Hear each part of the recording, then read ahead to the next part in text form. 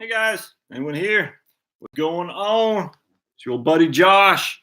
Time check, 7:55. Now get my. So that's Splinty. That's his name, Splinty.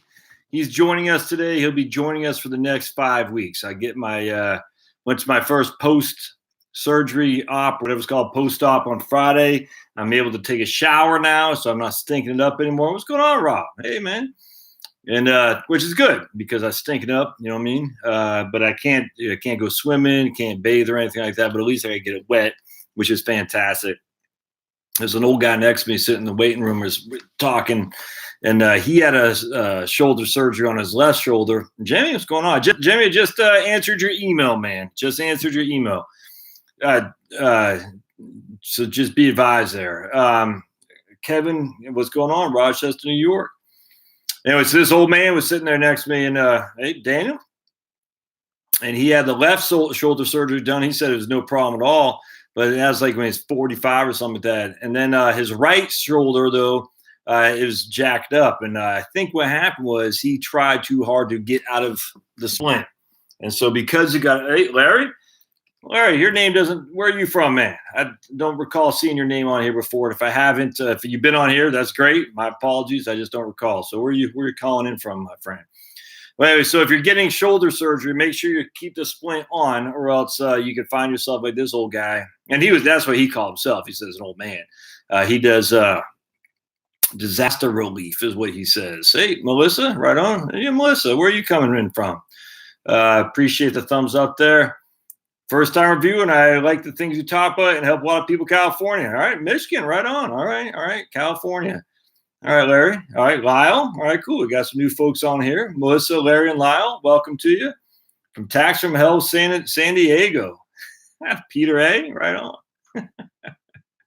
It's not the California that does it, man. I'm telling you. It's the friggin' New Hampshire. Jim McMahon, where are you from in New Hampshire, Jim? I know you've been on here before because I always make fun of you. I hate to say I make fun of you, but I always say, hey, Jim McMahon, Roselle, Findlay, Ohio. Okay, where I live, but in L.A. Oh, you're in L.A. Right on. Okay, Lakes region. Okay. Oh yeah, man. Right on. Rob W.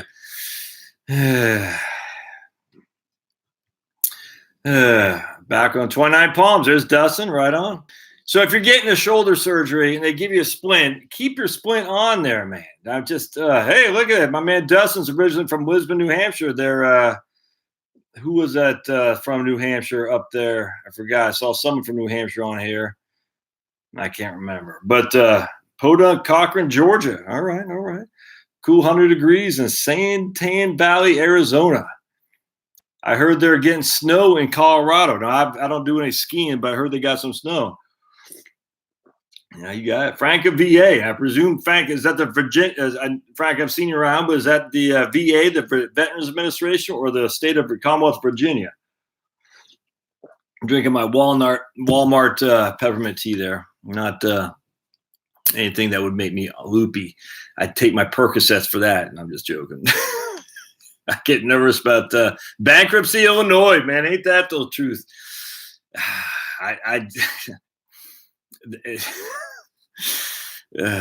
That state is a freaking cluster. A Charlie Foxtrot, if you know what I'm saying. And they're going to go begging the federal government to bail them out. And I just laugh at them because there's no way Trump's going to bail out the state of Illinois. It ain't going to happen. And they're going to go begging, please bail us out. And he's going to, and why would Trumpsters? And this is what I was talking about the other day. I did a video the other day. I said, this is what the problem with the teachers unions and the other unions with Richard Trumka and stuff, going politics and not being middle of the road, is that once you go down that road where you're calling your political opponents Nazis, you're not going to be able to engage in debate with these guys. And not only that, or not debate, but bipartisan agreements. It's nuts. And I don't get why these people and the teachers unions and the freaking, the Richard Trumka unions are so anti the GOP, because sometimes the GOP wins. And at some point you're going to need them. It's stupid politically. It's stupid. They should be middle of the road, a la Bill Clinton. Actually, I chuckled. A guy called me a moderate today. He said that in a nice way. He said, it's good to hear some moderate voices. And I said, man, I've never been called a moderate. I've been called a fascist. I've been called an anarchist, but I've never been called a moderate. I chuckled at that. And the reason I was called a moderate is because I actually agreed with Mother Jones, of all places, which was shocking. Believe it or not, I agree with some of these people on the left a lot more than I do on the right in some regard. And probably won't go too far down that way. But because I agreed with Mother Jones, this guy was saying, hey, it's good to hear a moderate voice out there. I just chuckled. Because Mother Jones was right. And the reason the guy was right is a guy named Kevin Drum. And if you've been following politics at all, you know Kevin Drum is rabid lefty. But he said the retirement crisis is a scandal concocted by Wall Street with all these scary headlines but no evidence to back it, which is based on an article in the LA Times that someone has sent me, by the way, and I forgot who it was, on YouTube, that talked about there is no retirement crisis. And it was a guy, he had written that from the Manhattan Institute. So we got the Mother Jones, which is a very, very left wing. You got the Manhattan Institute, and I don't consider them right. They're free market, but it certainly isn't right wing. And they both agree there is no retirement crisis. And they both, the Mother Jones guy, I take the opinion more on that line, is that it's created by Wall Street. The guy from the Manhattan Institute didn't say that as much, but he did make mention that, what the hell? We have other things to worry about, which is Illinois pensions, for instance. We got to worry about pensions for federal and public employees. We got to worry about pensions for private workers. We got to worry about Medicare. This whole thing about retirement crisis is nuts. We got Kimberly from South Dakota. We got Charles Hughes from not sure where that is. That's Louisiana.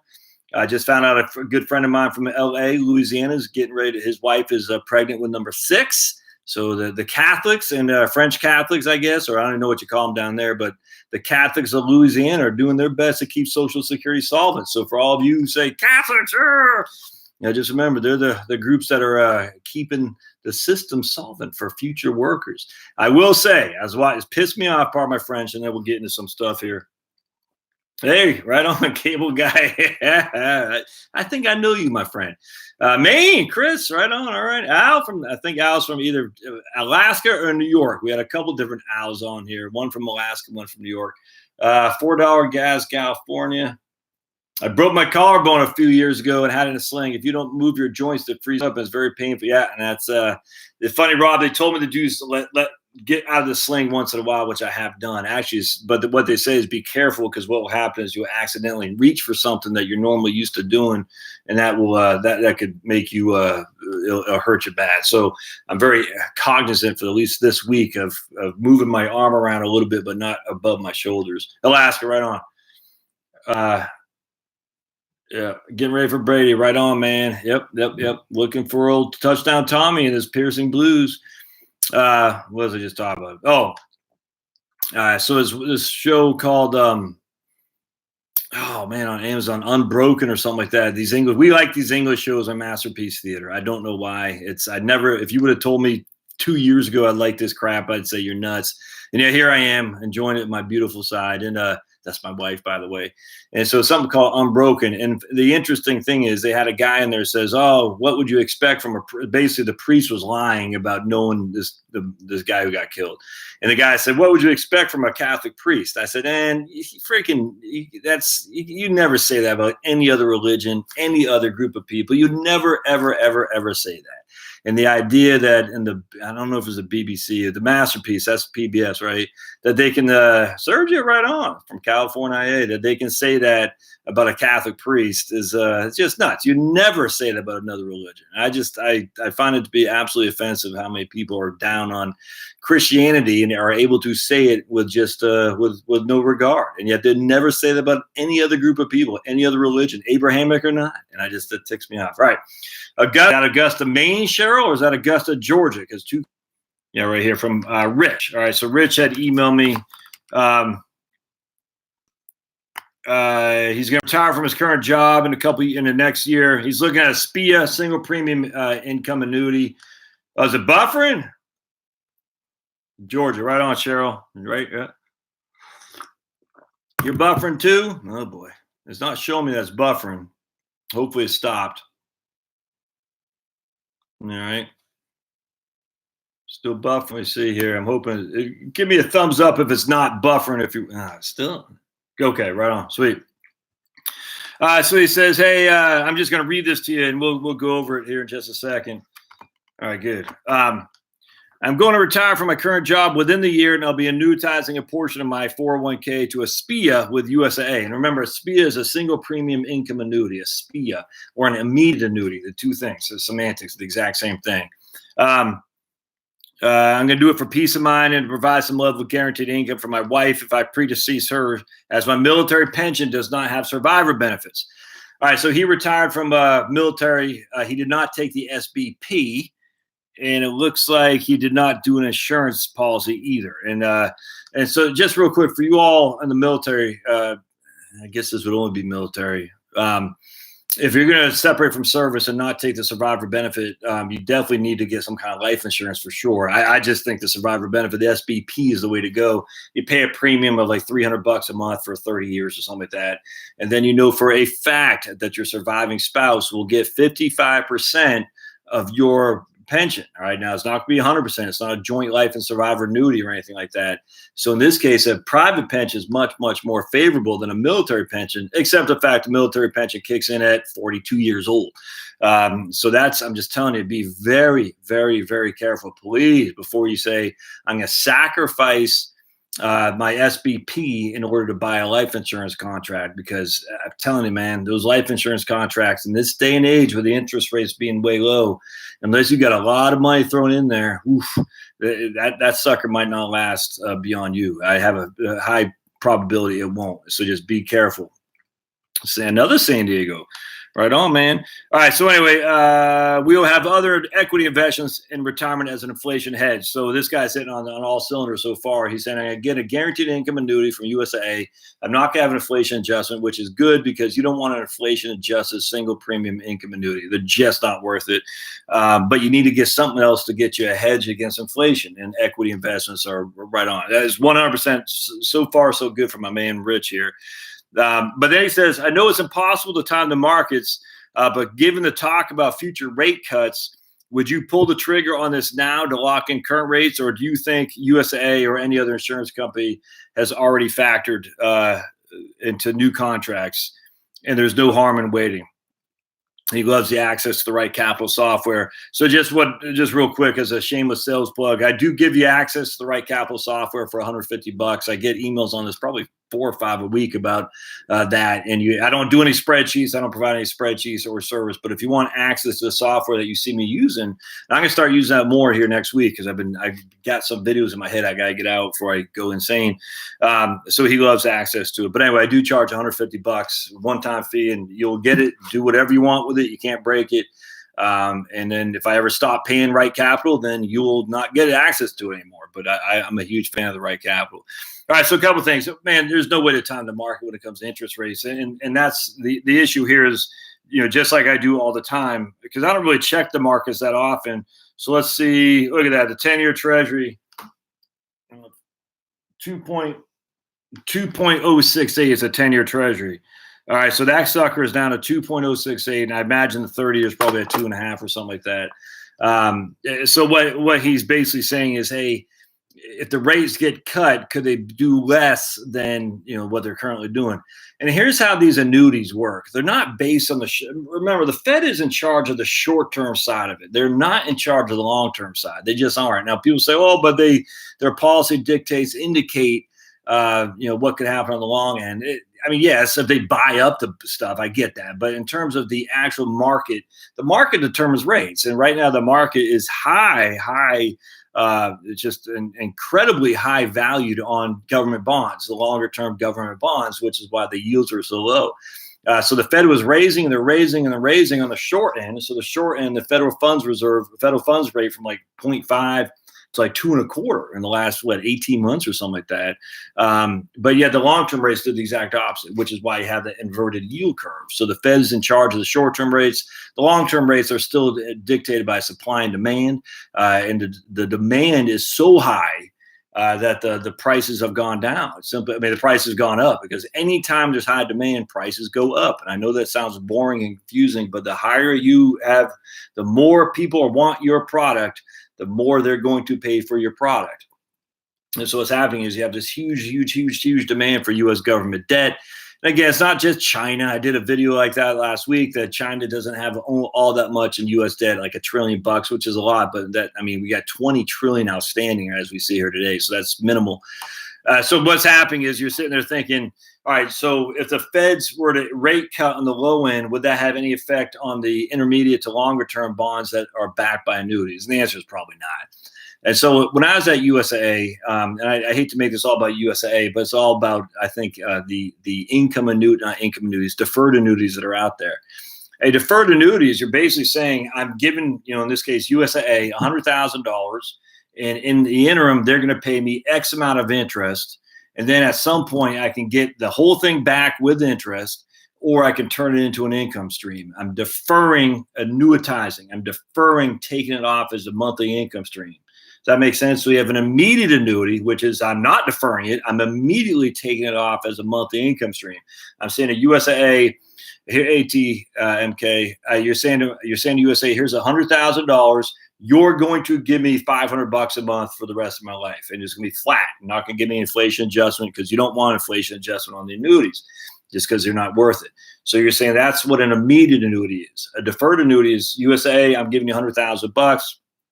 Fast forward 5-10 years, I'll have $120,000 in there. In that case, I can decide if I want to take it as an annuity stream, or if I want to continue to defer it, or if I want to roll it out to something else. So that's how a deferred annuity works. You're deferring the annuitization, i.e. the turning that income or that cash value into an income stream. It's confusing. I get it, but just you got to understand how that works. So in this case, the guy Rich is saying, I want to buy an annuity, but I think I might, if I do it now, I might be able to get a little bit more bang for my buck. And I'm just telling you how annuities work in terms of immediate annuities. The biggest factor is your age. I mean, if your age and the interest are the two things that drive your value of the annuity. And the older you get, the more expensive it is to the insurance company to provide it to you, which means the more money they're going to pay you, if that makes sense. So when you're looking at doing an income annuity, what you should really look at is your age. What if you can wait 5 years? How much more will that pay than what's paying now? That's what you really want to be looking at. The interest rates are already factored into it, like my man said. Thanks, Beach Bum in Illinois. Wow, I didn't know they had beaches in Southern Illinois. Interesting. But I appreciate it.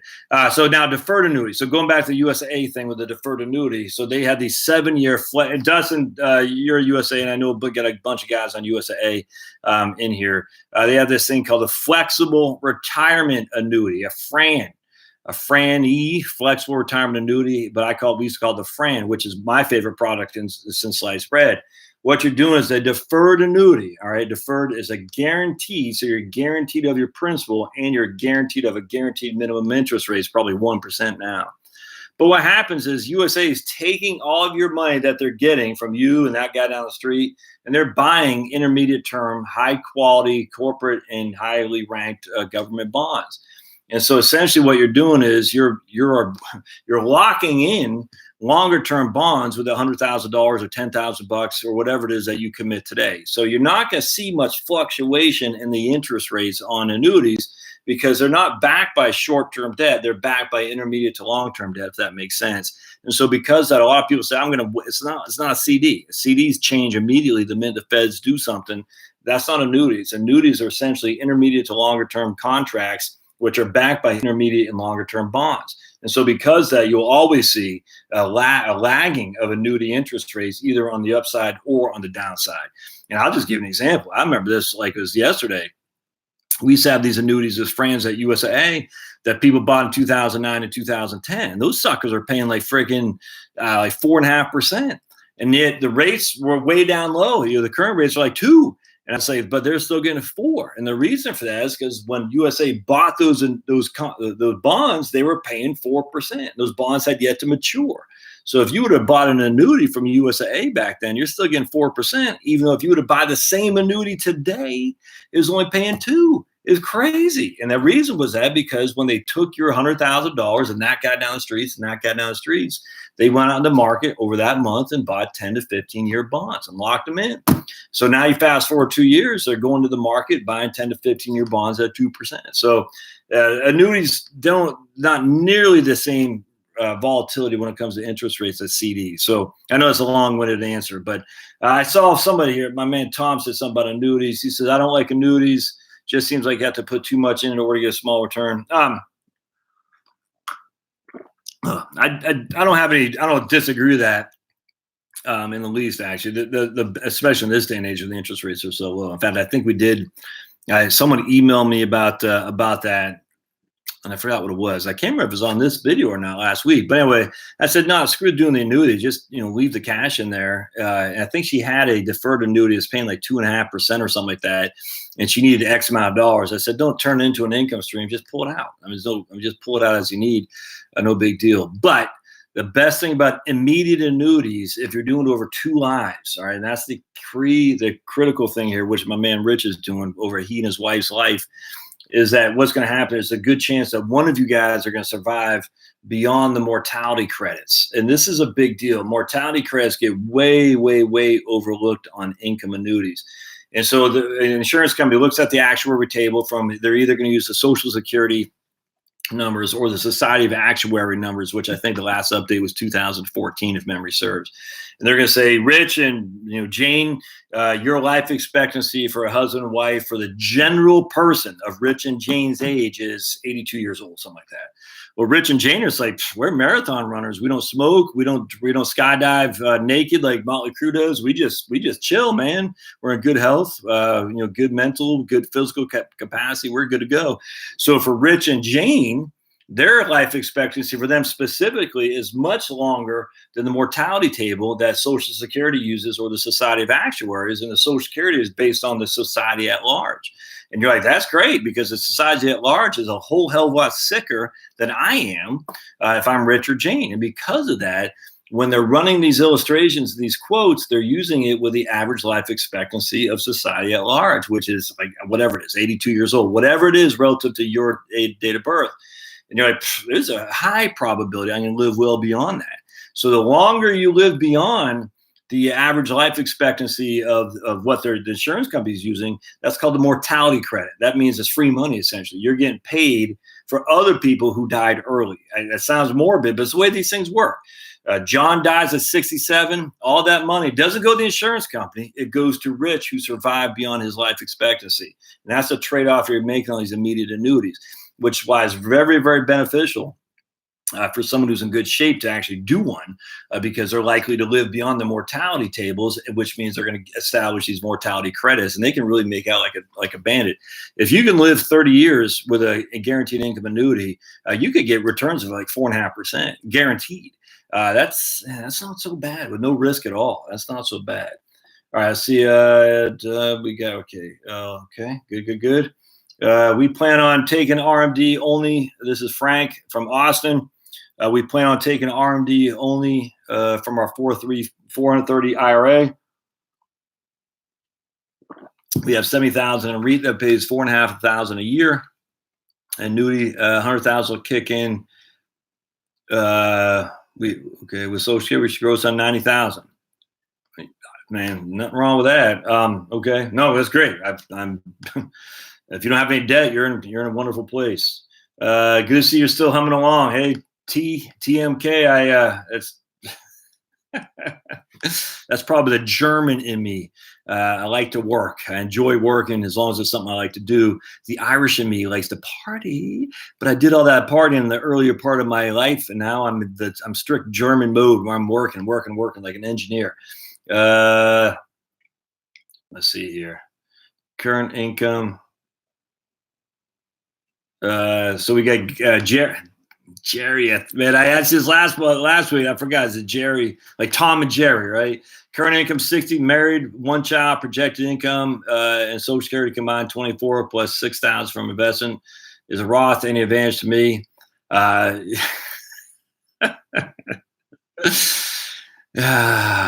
My friend, so much yet to learn, Jerry.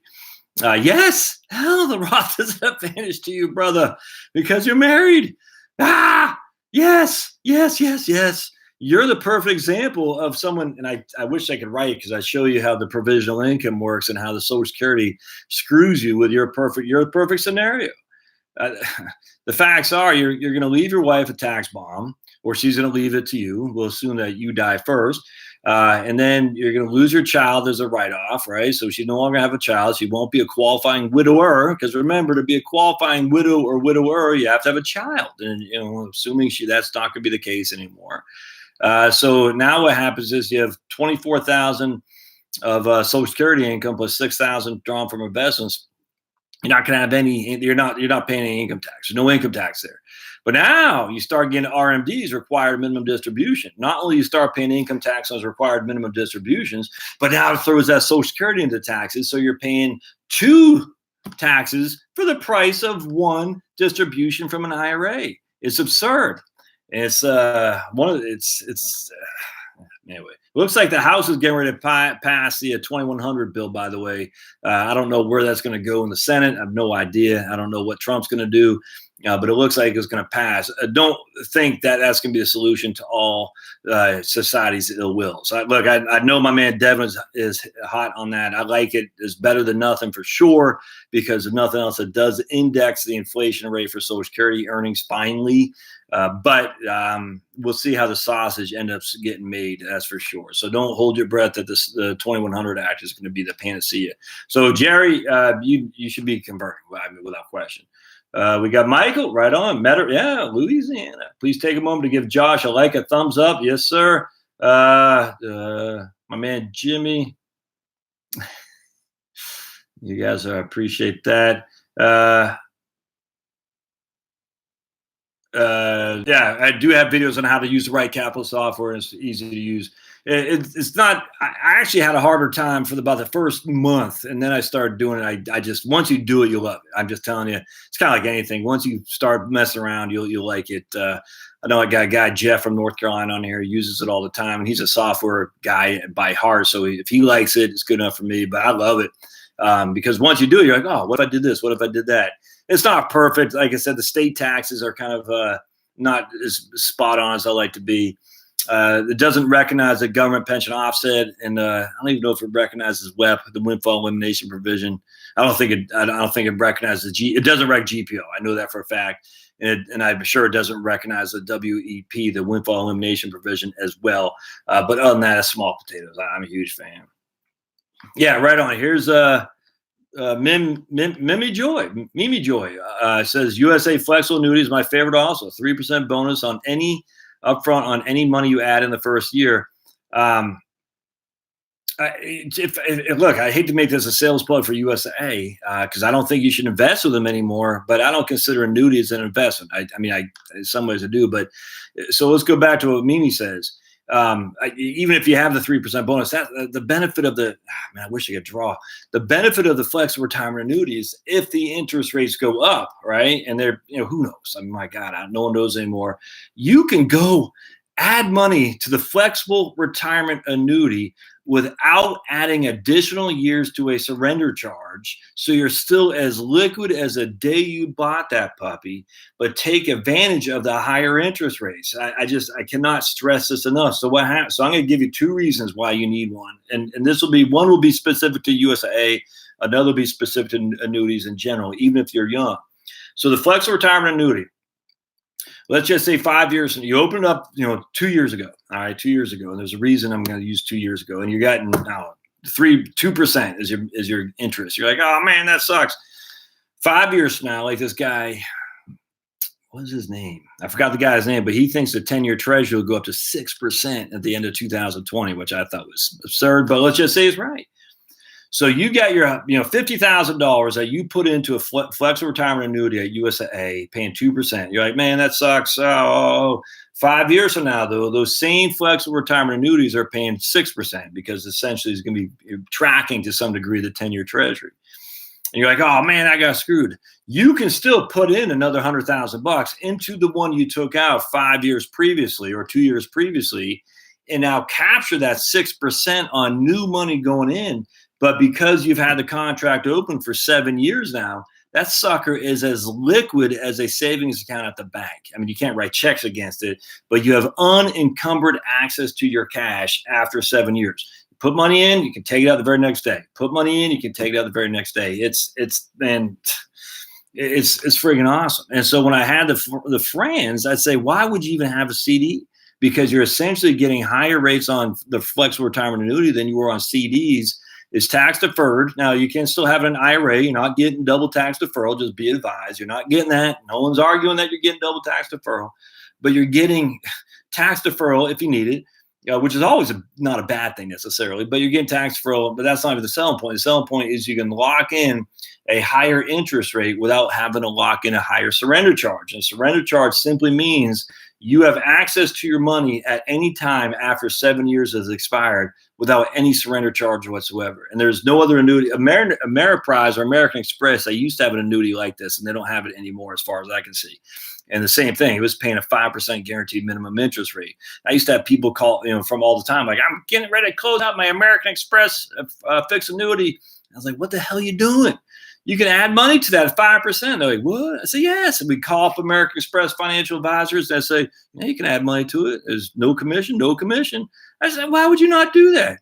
Am I locking up my money for another 10 years? No, it's completely flexible. You're getting 5% guaranteed minimum interest rate, no downside risk at all, other than American Express ability to stay solvent, and you have access to the money. Freaking crazy not to do that. Crazy. And people are like, oh, I don't know, man. I said, oh, don't do it. I don't care. But anyway, that's the same thing with a flexible retirement annuity. As interest rates change, you can gather that new interest rate without increasing your surrender charge, backed by one of the strongest insurance companies in the United States. I'm a huge fan. Originally from the county, says Edward. What county? Cumberland County? You've got me to extend my taking Social Security a few more months to 69. Right on. I think we talked about that last week, if I'm not mistaken. Hey, Marie. Hello. Josh, can you explain a bit about term life? Yeah, good question. After the 20-year life, does the rates continue as it was when it was originally purchased, or are there bouts? No. All right, so if you, Edward, if you buy a 20-year term, and let's say you took it out when you're 30 years old, basically you're going to pay a flat, $100 a month, whatever it's going to be, for $250,000 from 30 to your 50. Now, in year 21, you'll be 51 years old, right? And so now they're saying, hey, that's great, Ed. Good job. You haven't died. Now we're going to raise the rates from $100 a month to $1,000 a month. And you're like, what? And because that's how they get you. They basically, term life is a freaking money printing machine for insurance companies, because very, very, very, very few life insurance policies on the term side actually pay out. I think at USA it's like 2%. So for every 100 policies they have, they only pay 2% out. It's just a cash cow.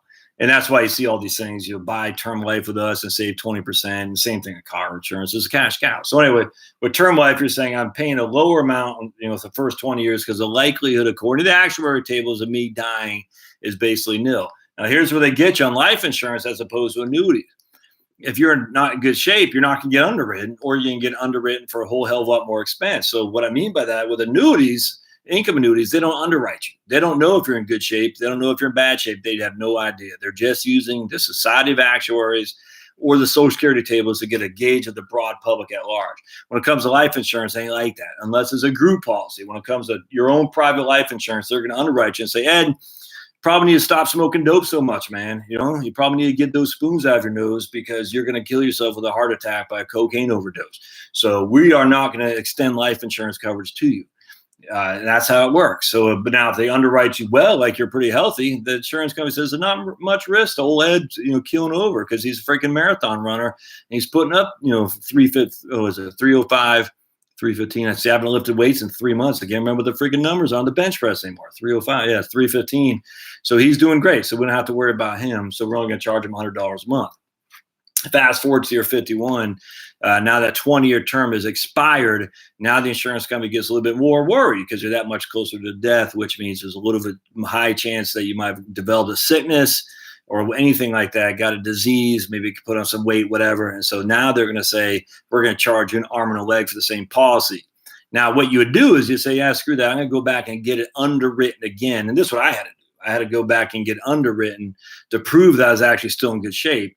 And the insurance company's fine with that. They say, yeah, we're willing to extend terms, but we just want to make sure we don't think you're going to keel over. And that's what I had to do. And my thing with me, Ed, is when I let my term policy lapse, which was one of the stupidest things I've ever done in my life. Stupid. And when I went to go back to get underwritten, my triglycerides are high, my LDLs are high, and my I can't remember. So they use BMI, they use triglycerides, they use all the stuff they shouldn't be doing. But this is the issue with the consensus of medical, in this case, health people, is that BMI, body mass index. Oh, can I work out? So I'm naturally heavier than another 5'9" guy. It's just all there is to it. I mean, I have pretty thick thighs. I squat and stuff, and just my wife doesn't like it, so she likes me not working out. But anyway, so I'm just naturally bigger, and I do have a little bit of a belly because I, be honest with you, I enjoy some ice cream, but it's not huge. But anyway, and I'll drink, but still, because my BMI was high, my triglycerides are high. They did not give me a very good underwriting, USA, and so I was in a world of hurt. And so I cut back on carbs for about 6 months, dropped some weight.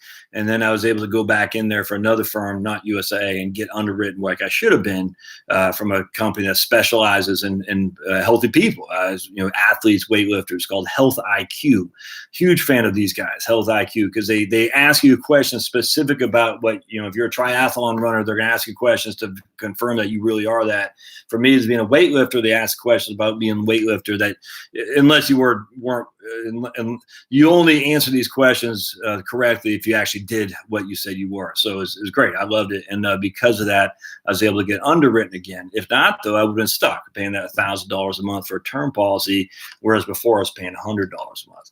Now, just to suck the wind out of this even some more, what happens now is when that term policy is about ready to expire, the flat level terms stops, and now it's going to jump up like a crazy man. There is a chance a lot of these companies will offer a conversion amount, and you can convert that to a permanent life policy, be it whole life or universal life. And I won't get the difference between the two right here, but it is a cash account, a cash value life insurance. And if that's a good thing. So anytime you're getting a term life policy, my friends, always make sure it has a conversion ability as you go forward. I'm telling you, it's so critical. Can you convert that to a permanent policy without having to go through underwriting? So let's just use Ed for an example. Say he got approved at the Superman rate, which was, USA, we call it Preferred Ultra, would only give, I think, 10%, maybe 15% of the population got Preferred Ultra. So it was a very, very, you got to be in good shape, according to USA's stupid metrics. But just say he did. Now, 20 years go by, and now freaking Ed's smoking a carton of Cools a day, and he's drinking like a freaking drunken sailor, or drunken infantryman for all you sailors out there, if you're offended. So a drunken infantryman, and he's, freaking just loser. He's like, I'm smoking a carton of Cools, drinking like a drunken infantryman. I freaking skydive naked with Motley Crue, and it's just a world of hurt. Well, USA says, oh, man, we're not going to give this guy more insurance. Well, guess what? It says it doesn't matter, USA. I got the conversion ability to take my current life insurance where I'm underwritten as PUL and convert that to a policy without having to go through underwriting, which means I still have my Superman rating for as long as I want.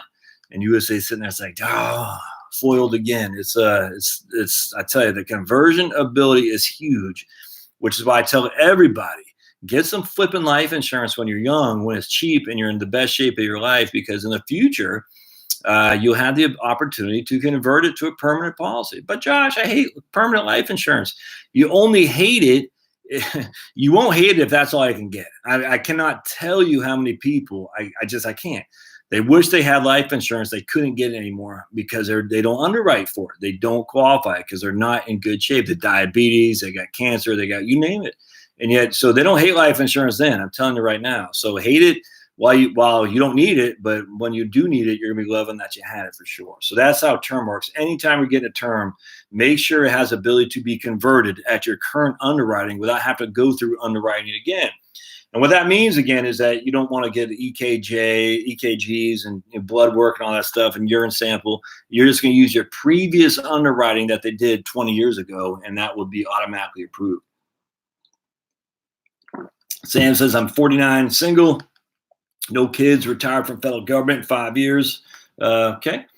Don't have to wait till I'm 62. Can take TSB ASAP. What kind of life insurance should I buy? I don't know any need for life insurance at all, Sam. If you're single, no kids, I don't see any benefit whatsoever, unless you're trying to fund a charity. you want to endow something over at the church or over the, George Mason University Economics Department or something like that, life insurance is great for that, but I don't see any need for life insurance at all. Let's see. Hold on a second. Yeah, Kawhi Leonard, right on. Yep. Well, I just missed everything. Ooh, in a trust, that makes me a little bit scared. Hold on. All right. Yeah, we got that. All right, there's Ed, Sam S. DLS, hello, Josh. I'm retired a month now next May. Right on, man. My U.S. savings bonds start maturing in 30. Okay. My U.S. savings bonds start maturing 30 years, like 30-year savings bond, $200 bonds for 3 years and $100 bonds for. I'm not sure I'm confused about that question. TLS, sorry. Is Jerry right? Jerry right on. All right. Now tips for someone who started a bit too late, now debt free. No, that's so I just read an article, did a video on that from Larry Kotlikoff and two Federal Reserve boards from Cleveland, and they talked about it's actually more beneficial to have no debt and start later than the vice versa, especially when it comes to taking debt in the retirement, J-Cal. So what I would do, if you got no debt, there's no reason. I mean, if I were you, I'm not, but if I were you, I'd be moving a Roth IRA. I'd be doing like that like a crazy man. I'd be putting a Roth IRA, being as aggressive as I possibly could in my investments. Again, I always have a couple years cash sitting on the side, but even that, if you got no debt, well, I mean, if I didn't have any debt, well, I don't have any cash on the side. I just don't. I don't. Part of that has to go to those freaking tax credits that are even though I get the tax credit, man, they cost a lot of money. Woo-wee. Anyway, so if I were you, I'd just go crazy. I'd say, no, Roth 401k. Once I max those suckers out, I'm going 100% and total Vanguard, total stock market index, and I'm being done with it.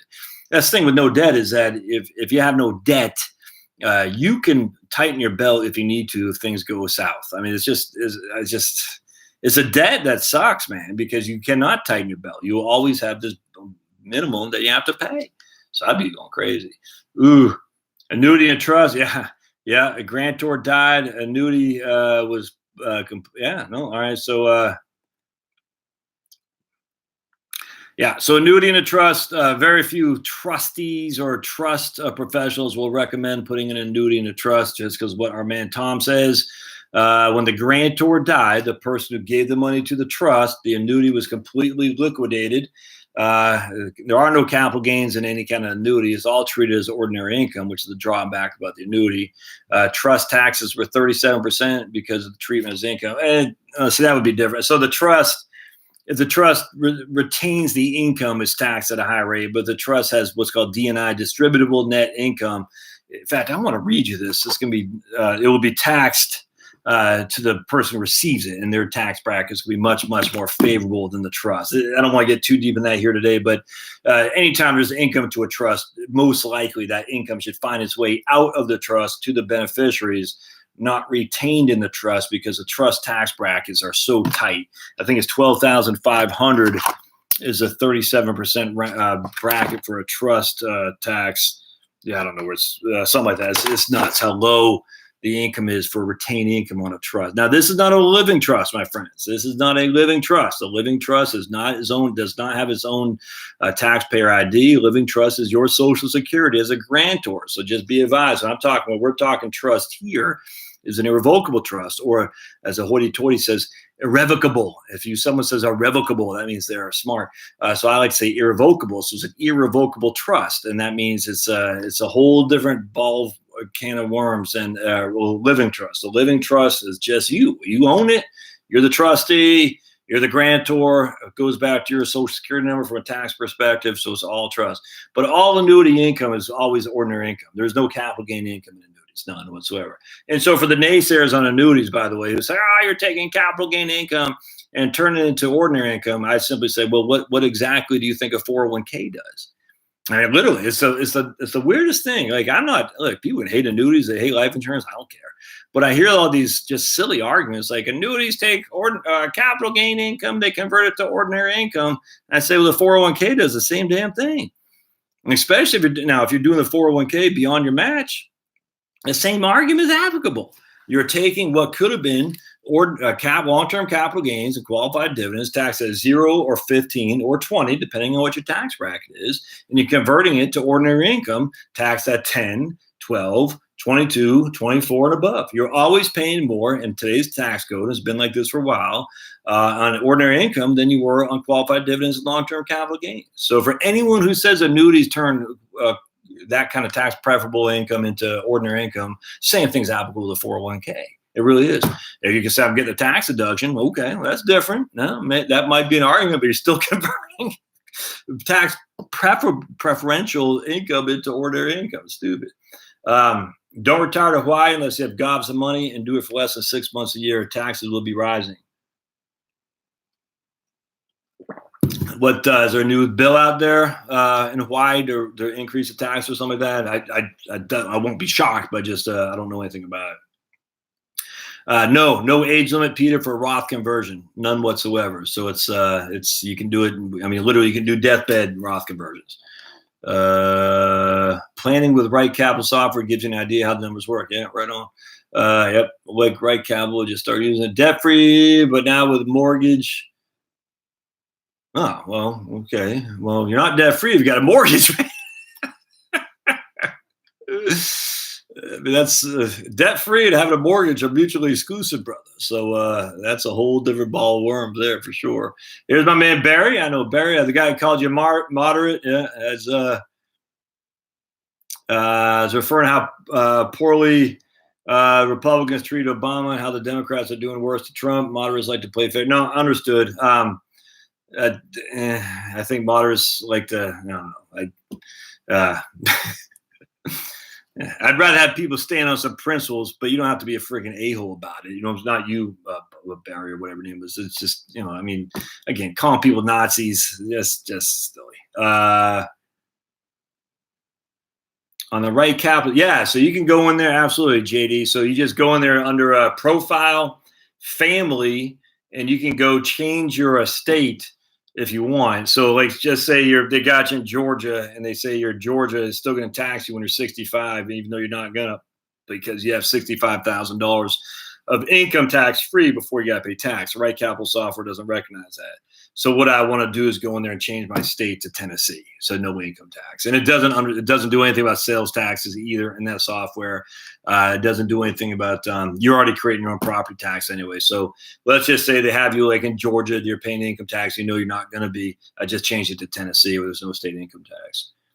Texas, right on. PA, right on. Oh.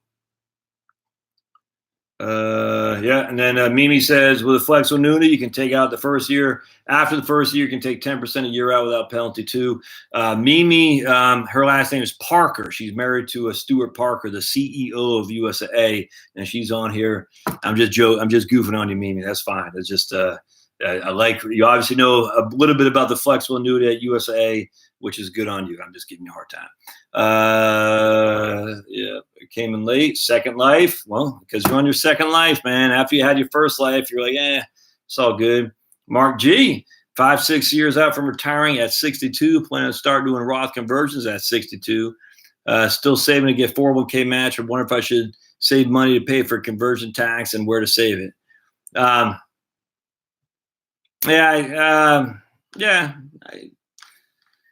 don't know. I mean, yeah, it's always better to have the cash on the side. The way I look at it, Mark, is if the ideal scenario would be save enough cash over the last 2 to 3 years of your working career. For that way, once you separate from service, you won't need to tap into any of your investments whatsoever. So your cash is sitting there on the side, waiting to be tapped into. And that way you just immediately eliminate the sequence of return risk, which I don't want to say I make light of it. I don't talk about nearly the degree some of these other people do. But it is out there. I mean, the facts are, if you retired in 1973, you were in a world of hurt relative to someone who retired in 1982. It's just all there is to it. That's called sequence of return risk. It has nothing to do with your, it's just bad luck. But I mean, to save money aside in order to pay the tax, I don't know. I mean, if you can get some growth on that money, and say you're averaging 5% a year, that's probably not a bad investment to make if I can get 5% a year, in which that'll pay tax on the Roth conversions. I don't know. Don't get too conservative and say I got to have this money sitting over here in the side account so I can pay the tax. I don't like that. But I do like have money sitting over a side account where I can live on. So when I separate from service, I don't need to sell anything at a significant loss.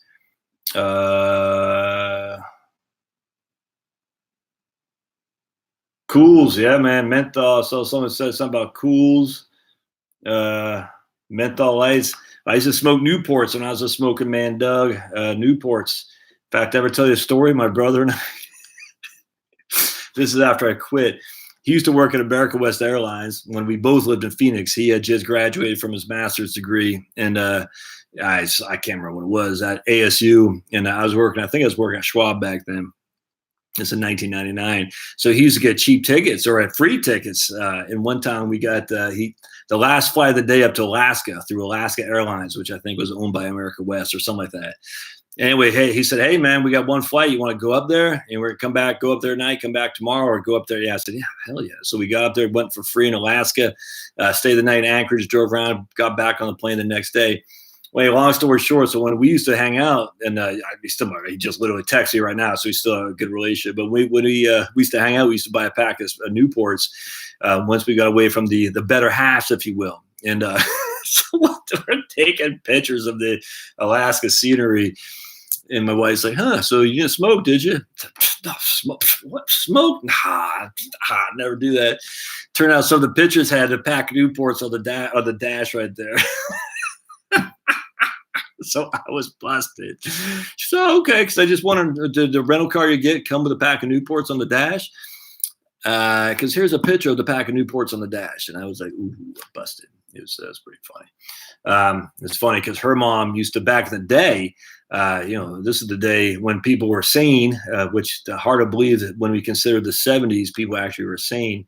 But her mom used to smoke Cools and used to send her to the store to get her packs of Cools. It's just, this is how far we've come as a society now, where not only can you not go get a pack of Cools for your mom, but hell, if you go to the store as a 10-year-old, your mom's will be going to jail. CPS will be at your door. It's crazy. It's not good, man. This whole thing is not good. This whole thing about my YouTube channel, frankly, everyone, people say, don't be political. You can't help but be political for some of this stuff. I hate to say it, but taxes are inherently political. Health insurance is inherently political. I mean, all these things are inherently political. But the issue is I want to resolve is trying to get people to stop having all this fear. Like there's no freaking, child molester sitting at your front door about to bust through. I mean, we are living in the safest we've ever been. It's crazy. And everyone's scared to go out back. It's nuts because there's some perv out there. I mean, sure, they're pervs. You avoid certain neighborhoods, and we all know what these neighborhoods are. It's horrible for the young children who are in those neighborhoods who can't escape, which is one of the reasons why, one of the things that really, I don't want to say anything, but one of the reasons why I do like the voucher program for inner city kids, because that's the only way they can escape. But there's no one sitting in here in middle-class freaking North Georgia, Fulton County, ready to freaking there's no gang warfare happening right there. And the irony of it all, they literally had one of the biggest drug busts in Georgia, just about a mile up the street from me, with the Mexican cartels were drug running like crazy. And yet I used to drive by that all the time. I never knew it was Mexican cartels. I never shot anyone shot, never saw anyone friggin' nothing like that. They were there. But then again, you can avoid places where you should avoid, and you're going to be fine. This life's too short, man. We live in anyway. You should be political. You can't help it. The politicians love to have you fear. The fear is what drives you to follow them. Yeah, Skydive Naked with Motley Crue. First 2 hours were awesome. After that, it didn't do much for me. I did like that song though. We'll have enough assets to take care of heirs. Right on. Aroostook County. Holy crap, man. Aroostook County. That's way up there. Remember driving through Jackman, I think was in Aroostook County, going to Quebec City. My mom's second husband had a townhouse in Quebec City, and the last stop was Jackman. And if you got busted, broken down anywhere there, you're like in the freaking Stephen King novel, dude. It was nuts. And he was he was an old man, just a horrible driver. He scared the living freaking poop out of me. I was like, I'm never going to make it home. This guy's, his glasses are dirty and he can't see what he's doing. You're looking over these freaking mountains. You're like, this is it. This is the end. That old Doors song, this is the end. Pay a little bit of tax now, and the retirement looks like I pay zero. Yeah, that's the way to do it, Jerry. No, you said before but that was a Vanguard what? Oh, the total stock market index fund. That's if I had one. Yeah, there you go, Mark. If I had one fund, I'd just dump in there. I do like Wellington. I mean, all that stuff. But literally, if I had one fund, I'd dump in the total stock market index fund. My man Rob has sent me an earlier email via Facebook about is value dead?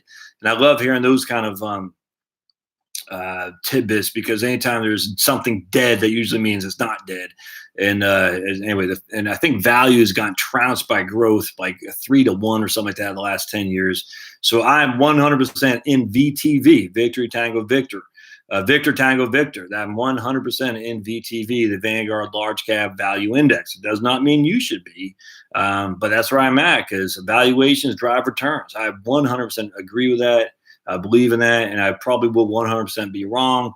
But the nice thing about the total stock index is you got everything: value, growth, small, large, dividend payers, the whole thing. So hard to go wrong with the Vanguard total stock index for sure. Now, I've done a million videos on that back in January. I'm going to update those actually now I think I stopped I didn't do it for I think I stopped in 2017. So I'm going to update all those. This is one of the things I'll be doing this coming up week for 2018 returns. And then I'm going to add a couple I had some other things in my spreadsheet. So what I was doing, for all you who are new, I did all these different funds with like a 5% distribution, 4%. I can't remember what I did, but I did all these different things and what they've actually would have done from 2000 until the end of 2017, I think is what it was. Because the reason what you want to start in 2000, because 2000, then 1, and then 2, the S&P was down 9, 11, and 22% respectively. So the idea is if you can survive that first decade, you're going to be a pretty good place. And so I did all these different things with various funds and whatnot. And it was interesting when I came out, because I thought I thought the total stock market index would have held itself up better than some of these other funds did. But the Wellington by far and away did the best. Nothing even came close. And it smoked the total stock index with a heck of a lot less risk too. The question is, will that continue? I don't know. No one knows. But I mean, is very is illuminating to see how incredibly well Wellington did relative to everything else out there. Anyway, I'm going to update that for 2018. But I have a couple other things I'm going to update it with too, which I did not do last time. I just forgot what they were off the top of my head. But I'm going to start doing that tomorrow as well. My butt makes noises. Want to talk about it? Hey, if you want to give me $2, man, by all means, we'll talk about your butt making noises. Probably got to stop eating that Mexican food. Send it to me.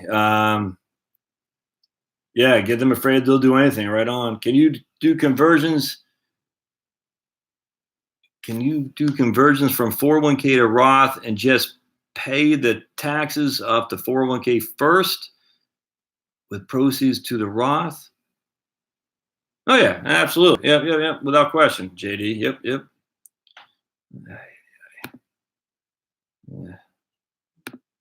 I've been waiting for VTV to start climbing for a couple of years. At least it's nice and discounted. We'll look to Wellington. Thanks. The drawback about Wellington has got 30% bonds, and I just don't like bonds. So that's a drawback, Dustin.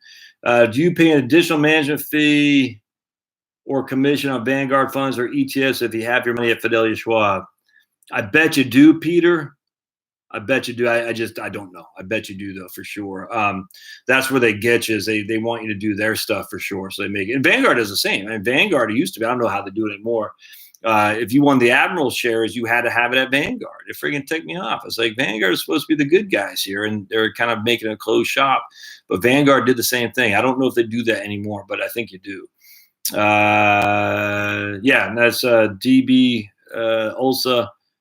Says, I would not pay taxes out of the Roth because you're going to lose that $3,000 of future growth with the tax you pay. I agree. Yeah, the TSP stuff, the the TSP Modernization Act didn't do much for me. I mean, it's beneficial for sure to some degree for the TSP owner. They didn't do anything for the BPAs, the beneficiary participant account, and they didn't do anything for the heirs either. So, but it's a little bit better. And I give them that. It's a step in the right direction. But I tell you, all these people with TSPs thought it was like to catch me out. And I said, it's just not. I did a couple of blog posts on that Second Life. I forgot off the top of my head. I can't remember exactly what I said. But look at heritagewealthplanning.com. And you'll see the blog posts I did. Just type in TSP, and you'll see some of the blog posts I did on the Modernization Act of 2017. Janus funds, yeah. Leisure 057 blank. Yeah, Janus funds are huge. I do have experience with them just because everyone and their mom wanted Janus funds back in the friggin' 1990s. And I didn't even know they're still around. I mean, obviously they're still around to some degree. But they kind of threaten to cash out. Who cares they cash out? All right, so you got IRAs with Janus funds. Well, it gives a crap if they cash out. It's not taxable. They cash it, they put it into cash and just do a trustee to trustee transfer it from Vanguard, from Janus to Vanguard. Vanguard will initiate that for you. I mean, I'd have no qualm with that. I'd say, all right, Janus funds, cash me out, it's fine. And then call Vanguard, open an IRA, say IRA is over at Janus funds, Vanguard, and Vanguard will initiate a trustee to trustee transfer. You're done. Because it's an IRA, it doesn't matter. I can't imagine they charge commission. Mutual funds, there shouldn't be any commission there either. So I think that'd be fine. For Roth conversion, non-laddered, do we move a portion of the 401k balance to cash bucket? For Roth conversions, do we move a portion of the 401k to cash bucket in a taxable account and transfer the remainder to Roth IRA? That's kind of going back to what the other guy said, Rob, is essentially you're paying your taxes on the Roth, on the 401k conversion. You're paying your tax on the account essentially, and it's the same scenario here. Ideally, you have cash to pay your taxes instead. Yeah, you don't need to do what you're saying here. If you just want to pay the taxes directly from the 401k, you don't need a second account in order to do that. Hope that makes sense. You just say, hey, all right, I'm converting $100,000 from my 401k to my Roth. I expect $20,000 to be my taxes, so withhold 20%, and they'll do it gladly, and they'll send the check to the IRS, and you're good to go. $80,000 will make its way to the Roth. $80,000 will make its way to the Roth. Now, on the other hand, you say I'm converting $100,000 from my 401k to my Roth, but I'm going to pay the taxes on my own. $100,000 would make its way from the 401k to the Roth, but you're going to have to come up with $20,000 in which to pay the tax man. Hope that helps. That's when I started with them. If they cash out, it'd be, it won't be taxable, man. I mean, what you're saying is if they cash out, they're going to send you a check. You still got 60 days which to put into an IRA anyway, even if they were to do that. There's absolutely no reason for them to cash out, send you a check. You say, no, just put it in a money market account. You say, all right, put it into a money market account at Janus and move it to Vanguard. This happens a million times a day. There's absolutely no reason for them to cash out. When I hear the term cash me out, what I, as a professional, hear is that we're going to move you to cash. What it sounds like you're hearing is that they're going to actually send you a check for the cash. And we don't want that to happen. We just want to move you to cash, a money market account, essentially. So when I'm hearing cash me out, it just means move my mutual funds into a money market account. I'm going to cash.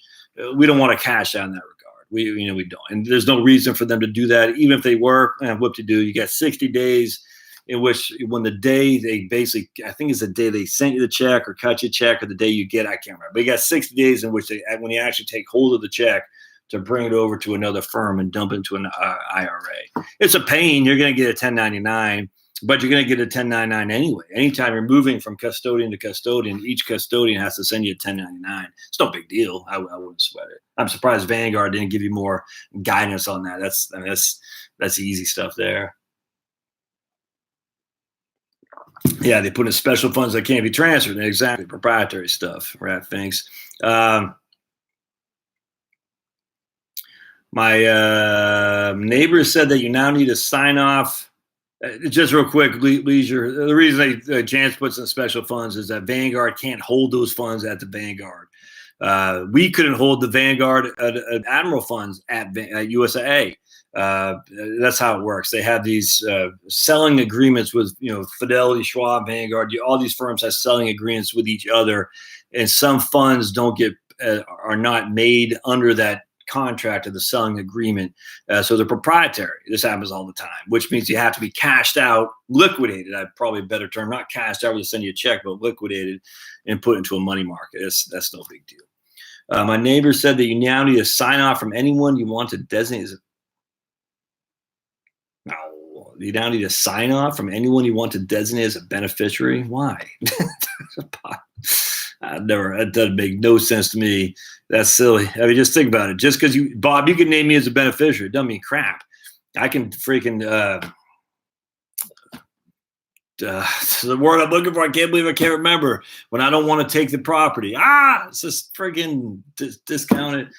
Anyway, I don't have to take the property. I'm not obligated to take the property. I can't believe I can't remember this word. In estate planning, you can X the property, not take it. Rob, you're still out there. What does it mean when you don't take the property that you're given? Man, I'm getting old. I can't remember. Man, you don't. Screw that. The idea that you have to sign off as a beneficiary. I'm not under any obligation to accept your property. By law, you have to send 20%. No, it's not denies. It's no.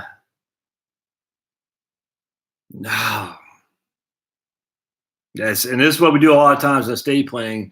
The wife will X the property, whatever that word is, in order to allow it to go into a trust to benefit the kids. I'm just drawing a blank. By law, they have to send 20% to the IRS. No, not repudiate. This is going to drive me crazy. I'll think about it in a minute. My young son, move your eyes back and forth. It helps you remember things. I don't know if that's true or not. Maybe it is. Let's see. Well, it's going to make me dizzy. All right.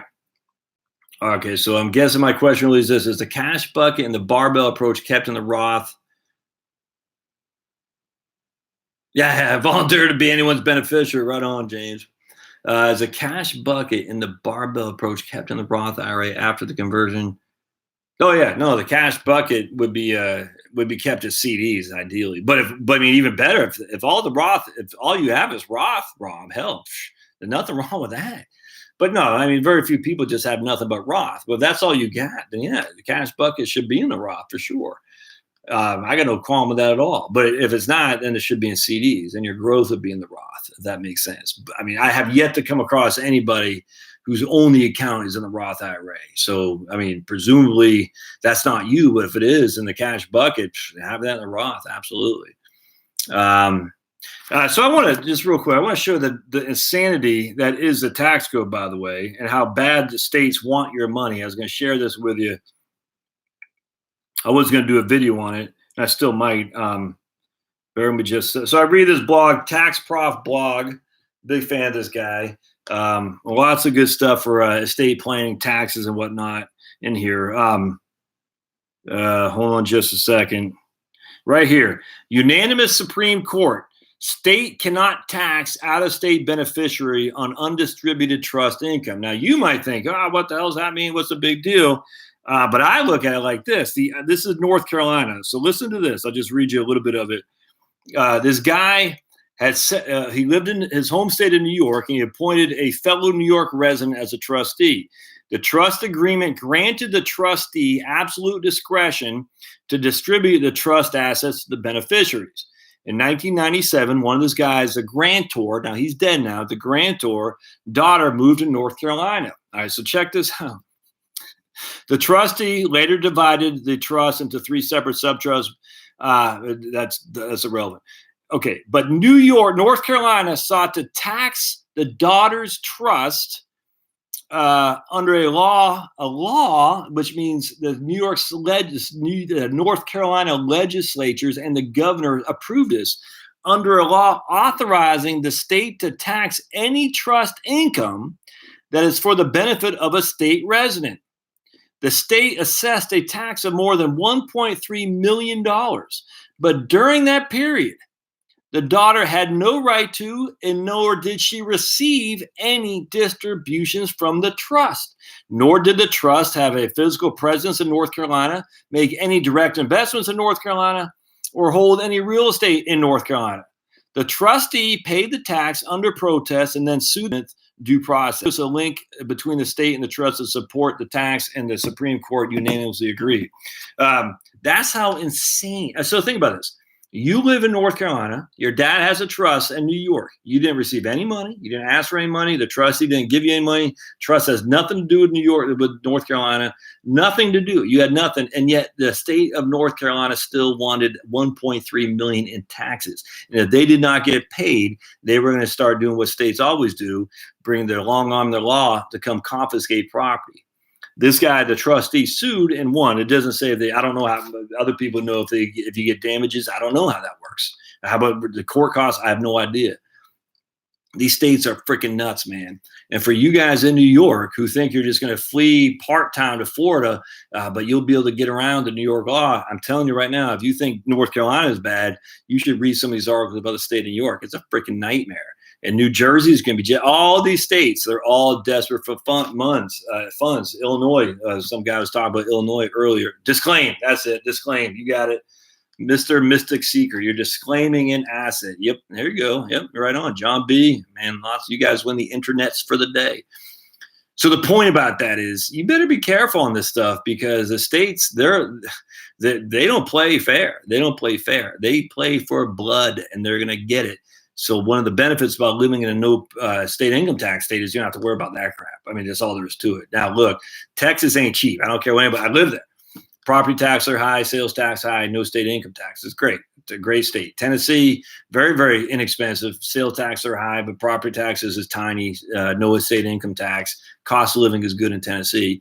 Florida, just because there's no state income tax, other things are taxable too, are pretty expensive. But at the end of the day, just to avoid that kind of stuff, like as a guy emailed me, he's going to move from Minnesota to, I think he said Florida, and start doing Roth conversions in the interim. I mean, it might be something you wait to get to Florida before you even think about doing Roth conversions, simply because Minnesota say, hey, I saw that you did all these Roth conversions. We still think you have a presence in Minnesota. Pay up. And you're like, I'm not going to do that. And Minnesota's going to put a lien on your property, and they're going to come get it, and they're going to win until you sue otherwise. Do you really want to go through that crap? Chris and Megan, right on. Appreciate that, guys. Five schmackers. Much obliged. All right, so let's see. With 403B and a 457, I double savings into IRAs. Yeah. Single inherited IRA, I can avoid 10% early withdrawal tax. Will I have to pay taxes? I don't understand. Single inherited IRA, so I can avoid a 10%. Yeah. Realizing I have to pay taxes to phone.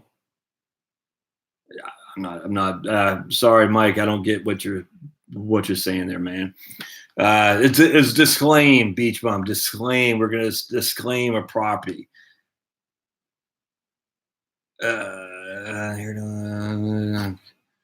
Disclaim, exactly. I'm not understanding Mike's question, but just remember the inherited IRAs. I cannot stress this enough. So look, use my man Megan and Chris, I think, who sent me $5 through the Snapchat, super chat.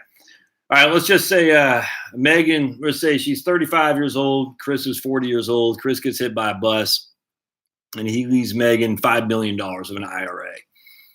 Megan talks to some idiot who says, just roll it to your name, Megan, blah, blah, blah. And Megan says, okay, because I didn't know any better. Or we'll say Chris, so it doesn't matter. I'm not picking on you, Megan, but somebody.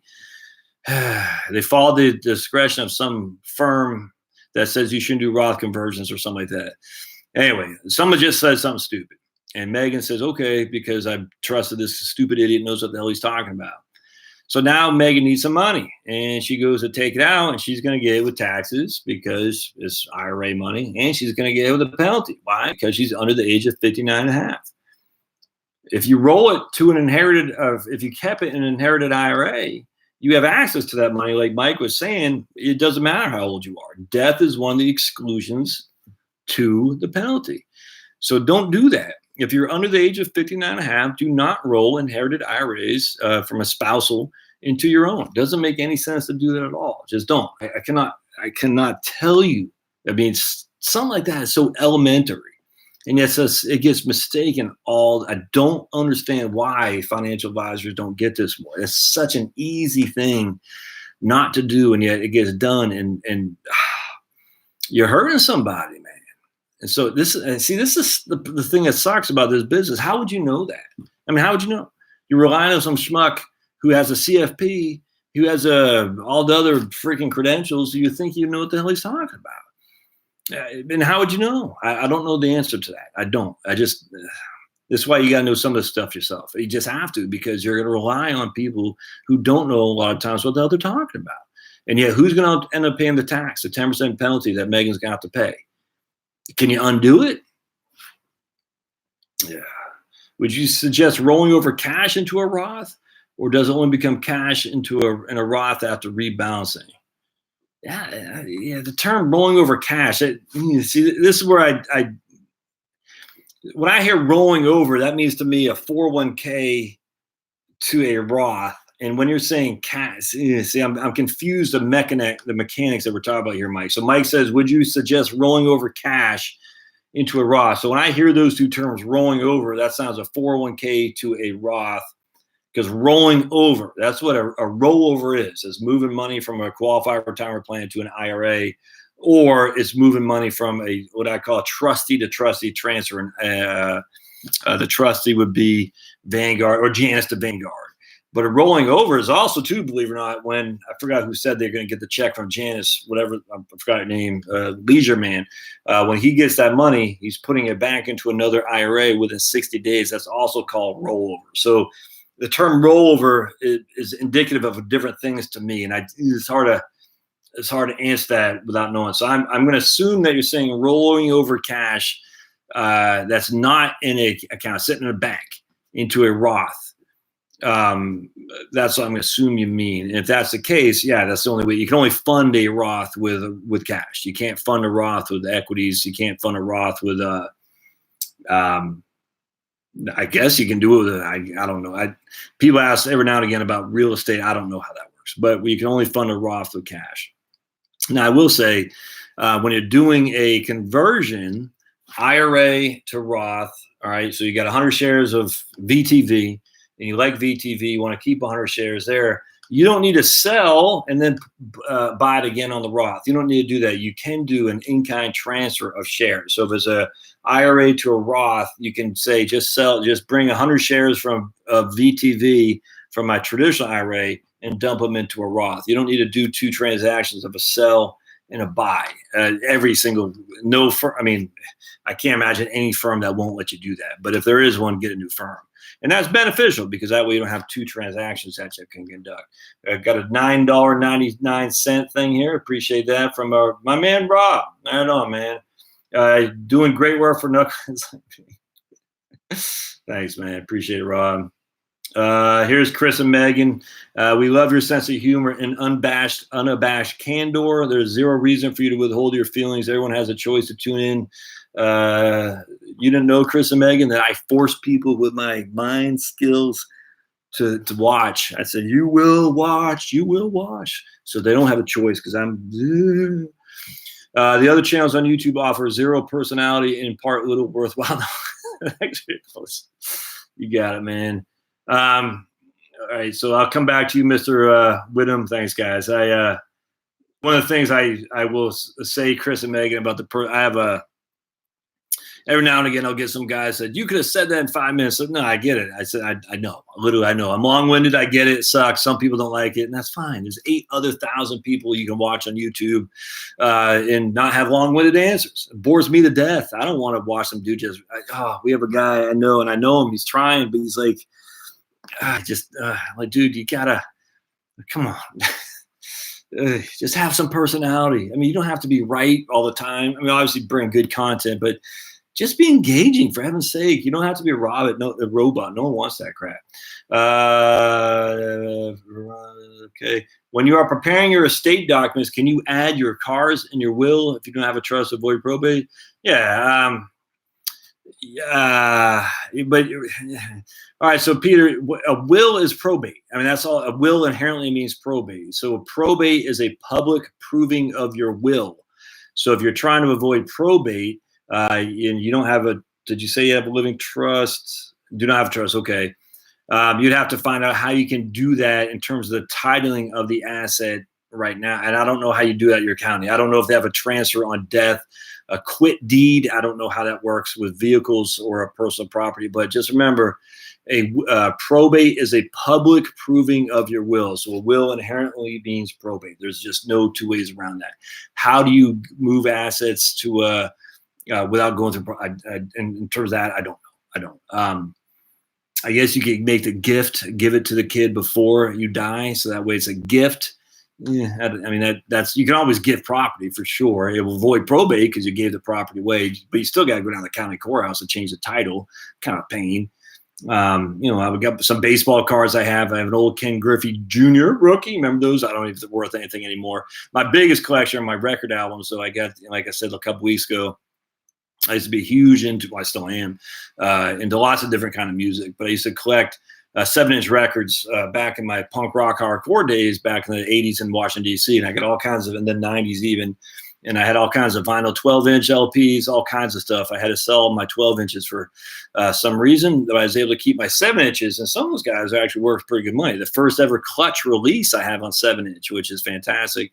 The first ever Dropkick Murphys release I have on 7-inch, which is a green vinyl, which is pretty fantastic too. I have no clue if this is going to be worth anything, but wouldn't it be cool if you had a Beatles 7-inch or something like that, and you gave to your kids to give to your grandkids, whatnot. So that's what I plan on doing. So I'm just going to give them. I'm going to say, here, Liam, take this. He'll probably like my baseball cards. My daughter would probably like my music collection. I'm not sure what my other two want, but anyway, so for car, it's a little bit tougher. Just remember, a will, though, means probate. There's no two ways around that. A will means probate. I'm just not one of these people who think probate is the worst thing that ever happened. I'm just not. The drawback about probate is always that's public. Anyone can find out what's going on with your estate. That's the drawback. A living trust is not public.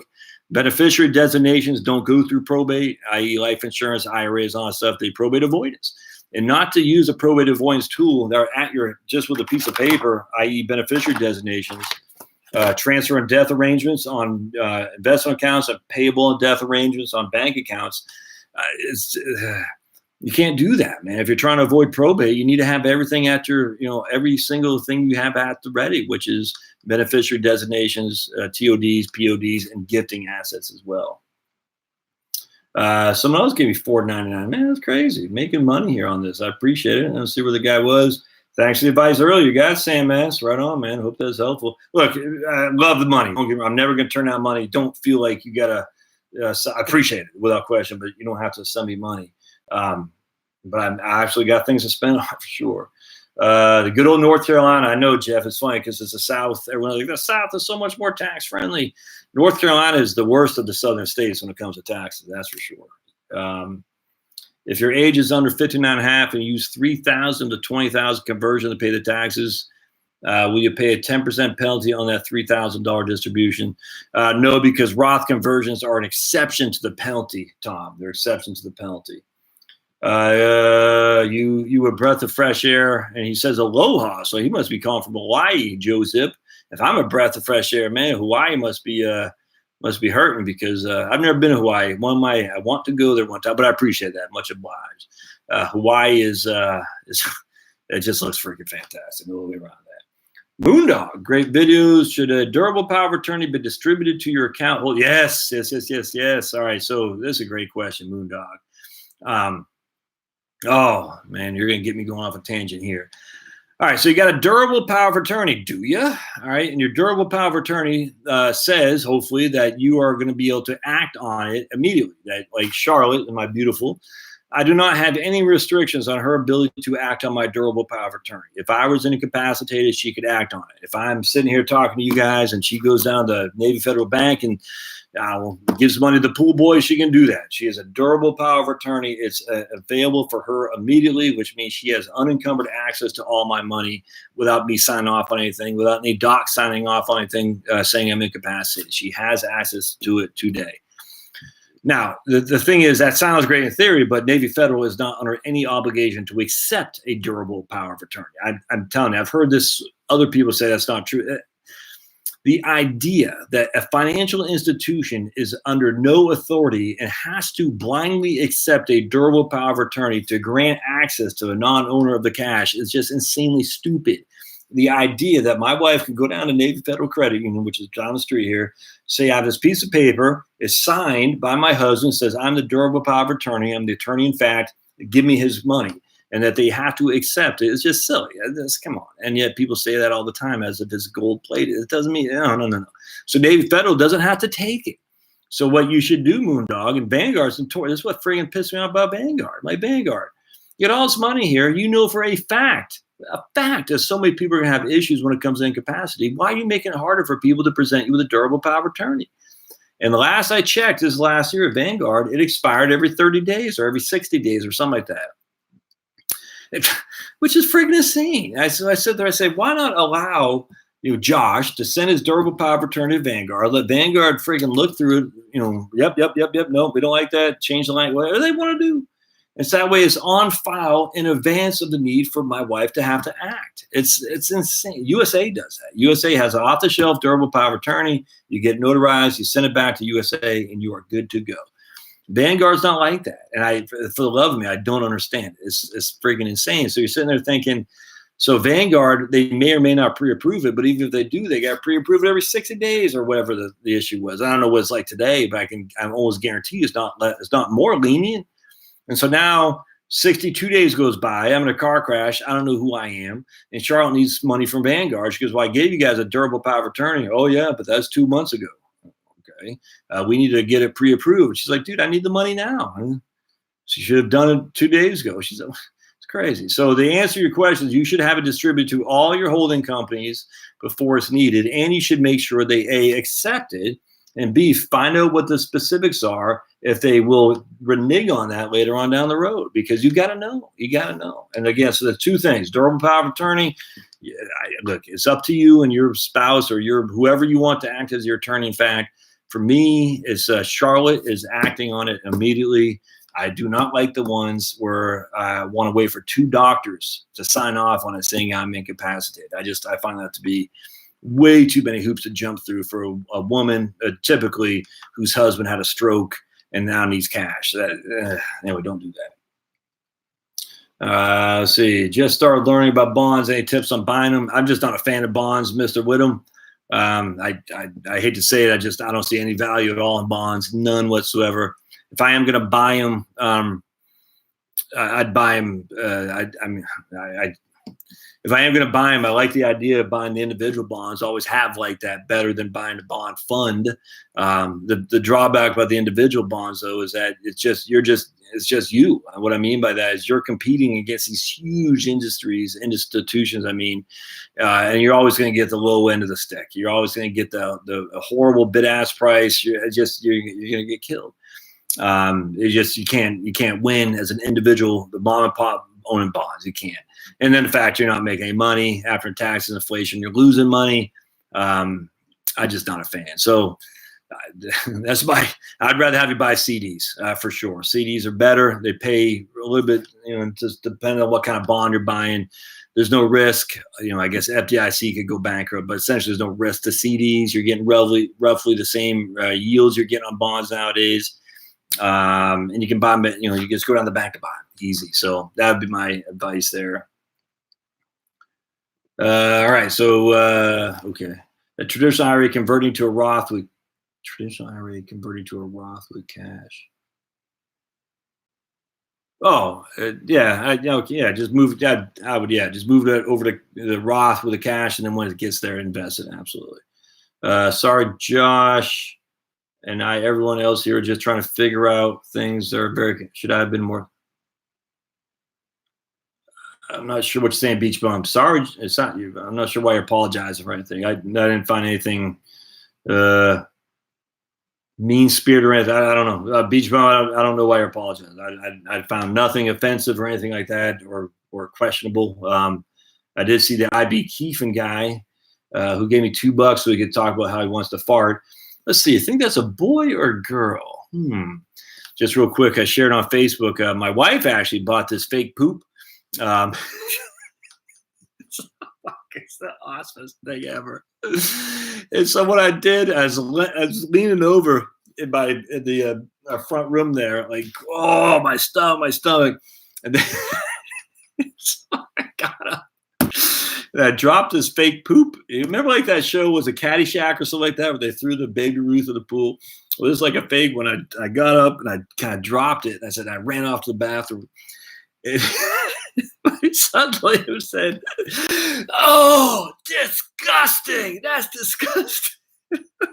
So I came back and we went to pick it up and we were just laughing like crazy. So then my other son, Kevin, we did the same thing. And man, we couldn't hold our laugh, but we were just laughing. So I posted on Facebook. There's a lady here, Marty, who's on the YouTube channel every now and again. And she said, it's weird the things that boys are entertained by. I know, it was awesome. I try to do it to my wife and she didn't get it. So what they're going to do, though, is they're going to do it to tennis tomorrow. My wife is going to bring the fake poop and put on the tennis court. How could you not love being married to someone who likes to laugh like that? How awesome is that? Oh my God, man. People need to relax. Life's too short. Never take cash from Roth conversion or from Roth, as you can never put the money back in, so you lose earning power. Okay, so what this person, D. Bolsa, is saying, try not to pay taxes from the Roth if you're doing a conversion. I don't have any qualm with that. I tend to agree, as long as there's cash. If there's no cash, don't let that stop you from doing Roth conversions, though. Not a fan of the UTMAs, man. G. Whitlock. UTMAs, I'm not a fan. And the reason, generally speaking, is because by the time they turn 18, you guys relinquish the money. I've never really been a fan. There's another reason, too, when it comes to college applications on financial aids. UTMA are included as a kid's asset, which means the college wants every single penny of it, if memory serves. Whereas 529 plans are included as your asset, which means the college only uses 5.6% of it, if memory serves, in terms of doing their FAFSA application. Hold on just a second. All right, so here's this my man, Joseph Hurley. And he had written this book, The Best Way to Save for College. This is 2007. I can't remember what the website is, but if you type in 529 plans, his website will come up. He sold it to I forgot, some big firm. He actually is. I interviewed him for my podcast because Joseph Hurley had a huge impact on my life as when he wrote that book, and he's doing maple syrup farming in Rochester, New York now. I thought it was freaking awesome. I love hearing stories like that, and so I interviewed him for my podcast. Going well over a year ago now, about a year and 2 months. Well, great guy. He does maple syrup farming up there, and you can go tour. You can buy stuff. You always want to buy local from these guys. They need the money for sure. I don't know if Joe does. I'm sure he sold his website for a pretty penny. But anyway, if you want to I think it's savingforcollege.com. I think that's the name of the web. Yeah, savingforcollege.com. If you want to go to his, or it's not his anymore, but that website, you'll find that what they use different thresholds for how much is involved in FAFSA, financial student aid thing. And if the kid owns it, the whole thing's involved. If you own it, 5.6% is involved. If it's a 529, it's the whole thing is crazy. Anyway, 529s are just better. There's no other way around that. It's just no other way around it. So not a fan of the UTMA. I am a fan of the tax-free college savings plans, 529s. But Josh, what if I don't use it for college? Well, you pay taxes on your gain and you pay a 10% penalty. What to do? I don't think that's extraordinarily high. I just don't. You pay tax on your gain and a 10% penalty. Let's see. HSA, 62 years old. Would you invest a portion or keep money in money market funds? For an HSA, man, just the benefits of that growth, tax free. I mean, I'd want that sucker growing like a crazy man. I mean, just there's no other way around that. Obviously, you're going to need health insurance or health costs in the next 3 years before Medicare kicks in. You'll need health costs after Medicare kicks in. But if you get that $15,000, that's 7.2% a year. That'll be worth $60,000 in 14 years. You'll be 76 years old with $60,000 tax free. You can pull out to pay for all the other crap that's going to come down the pike. So I think you should invest it, Kevin, and I would have other money at the ready to pay for your co-pays and whatnot. Please take a moment to give Josh thank you, appreciate that. Indiana, yeah, I did a video last year on this, how Indiana is not tax friendly for retirees, that's for sure. Oh, Robert De Niro died. That is sad. That's it's sad with all the anger that guy had. It's just that's sad. I mean, the guy was just full of anger towards Trump. It's just I would hate to be that angry and then die when I'm that angry. I just that's sad, man. The way, I mean, look, man, you don't have to be Christian. I don't care. Do what you got to do. But when politics is your life, that means politics becomes a religion. And when politics becomes a religion, you're inherently going to look at heretics as people who don't follow your politics, and heretics need to be burned at the stake. It's and as much as the Republican Party ticks me off, they're not nearly as just horrific as the left is. It's just, I mean, there's nothing even close. And I get it, because they've, abandoned religion and taken up the religion's politics. It's sad. And seeing that guy just so angry, so furious, and now he's dead, just breaks your heart. I feel bad for him. And I feel bad that he couldn't find the joy of just feeling okay about living in America. Hey. All right, if you make a large IRA withdrawal this year and then make another withdrawal sometime next to pay taxes, are there any penalties or paying taxes?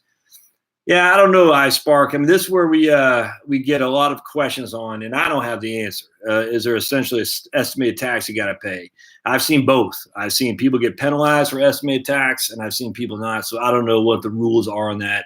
I would estimate that the IRS, they can essentially say you should have paid estimated tax, because you didn't, we're going to charge you a penalty. So I think the answer to that would be yes. And so if you're going to make a large IRA withdrawal, you probably want to have some taxes withheld. I'm willing to be proven mistaken there. I've seen it in my own eyes. Not that often though, but I have seen it in my own eyes enough to say, yeah, I think the IRS is probably looking at taxing you if you haven't paid the estimated tax. Sam says I saved him thousands of dollars. Hey man, thanks. Right on. Karma, yeah, it's it, Ron. In a high tax state like New York, would you recommend paying off your mortgage or use the interest as a tax write-off? Can you use the interest as a tax write-off? I mean, that's the issue, Barry. SALT, state and local tax, the limitations of $10,000.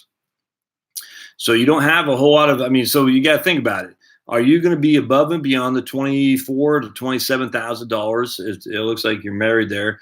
Standard deductions. I mean, if you're not, then you're not getting a mortgage interest reduction. It's not. If you have more than a certain amount of state and local taxes, that includes property tax and whatnot, and let's say you're limited how much you can itemize there, and you got $10,000 of mortgage interest, you're only at $20,000 of standard deduction, of itemized deduction, which means you're not taking any itemization. So that's what happened in the Trump tax bill. I mean, that's just what happened here. Is you got limits on your state and local tax deductions, which means you're going to have a harder time getting itemizations, which means you're not going to have a tax write-off for the bulk. So if you're not getting tax write-off, I don't see any benefit of not paying off a mortgage.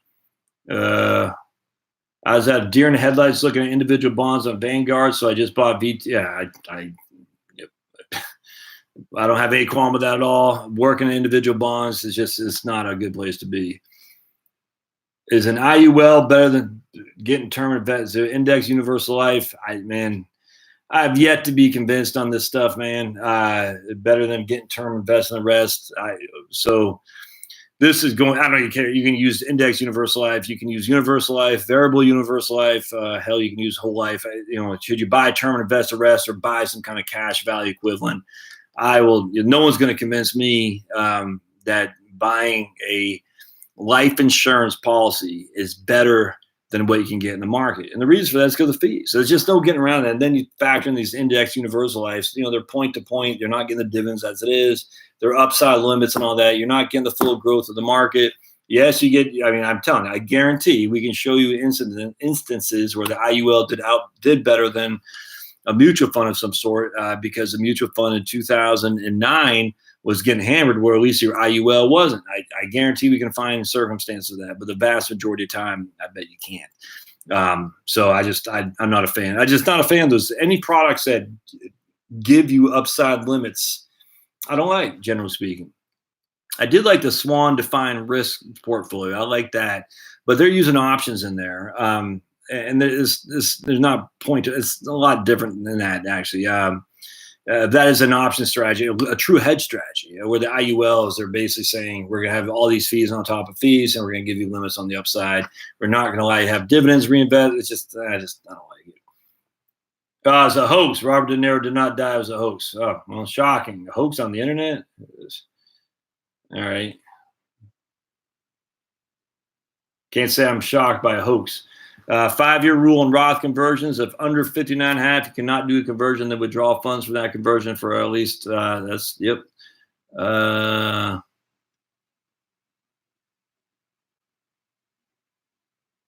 I don't think, if De Niro didn't die, hopefully he comes to terms with his anger. You should double check either way. Yeah, it's got a killer vinyl CD and music memorabilia collection. I really love it, and plan to keep and enjoy it even more when I retire. Yeah, man, I could not agree more. Thanks, Josh. If I need to hire a CPA now, lawyers, CFPs, and CPAs, looks I'll be funding other people's retirement. Yeah, I agree. Yep, my man Jazz. Well, why is yeah, I agree. Is Dustin on here? Dustin Dodge. Sorry, the other Dustin. He's all right, my friends. Well, I guess anything else out there? It's always my pleasure. I appreciate y'all being here for sure. Jazz Wealth Managers. No way. Hey, Dustin's on board. All right, Dustin. What's your take, Dustin, on buying individual bonds versus I don't know, mutual funds? You want to throw your 2 cents in there, Dustin? I'm not a fan of bonds, generally speaking, as I just said, but maybe Dustin has some other thoughts. Here's the thing, man. Yeah, you got to work now. Right on. Here's what happened. Just real quick, if I may, while Dustin's thinking about an answer, because I'm putting him on the spot. If the thing about individual bonds, which I find to be kind of attractive, is the premium space. You're buying bonds either at par, at discount, or premium. One of those 3 things is happening. At par means your bond is issued for $100,000. It matures at $100,000. That's a par bond, and I can buy it for $100,000. It's issued for $10,000. It matures at $10,000. I buy it for $10,000. That's a par bond. All right, there's no price difference. You can buy a $10,000 issue bond that was, again, issued at $10,000 that matures at $10,000 for, say, $15,000. That's a premium bond. You're paying 50% above the issue value, 50% above the maturity value. So inherently, you're saying I'm willing to pay 50% above the maturity value, and you're only going to do that for some reason. And the reason for that is because the interest rate you're getting is significantly higher than offsetting bonds of similar credit quality and similar maturity dates. So you're saying I will pay $15,000 for a bond I know will mature at 10. I will take that. I know for a fact I'm going to lose 50% of my principal because I'm buying at $15,000. It's going to mature at 10. I know that's going to happen for a fact. The only reason I would do that is because I'm getting such a higher interest rate in the interim while I'm waiting for that bond to mature. Now, that's a premium bond. No one is in the market to buy those things. The only people in the market are just no mom and pops, none at all. And so that there's some value there. There is some value added for getting a firm who can buy premium bonds, or a firm that's not afraid to buy premium bonds, simply because the vast majority of individual investors aren't going to touch a premium bond. They don't see the value in it, and they're wrong. It's too bad. A discount bond, all these people do. All these people buy. They say, I'm buying a $10,000 bond for $8,000. You know, I can get $8,000 today. and I'll get $10,000 5 years from now. Ah, as if they're the only people who see what's going on there. The only reason they're buying that is a discount because the interest rate is so low. So instead of getting 5% a year in interest, they're getting 2% a year in interest, and they think they're making money. They're not. All this stuff is just basic mathematics.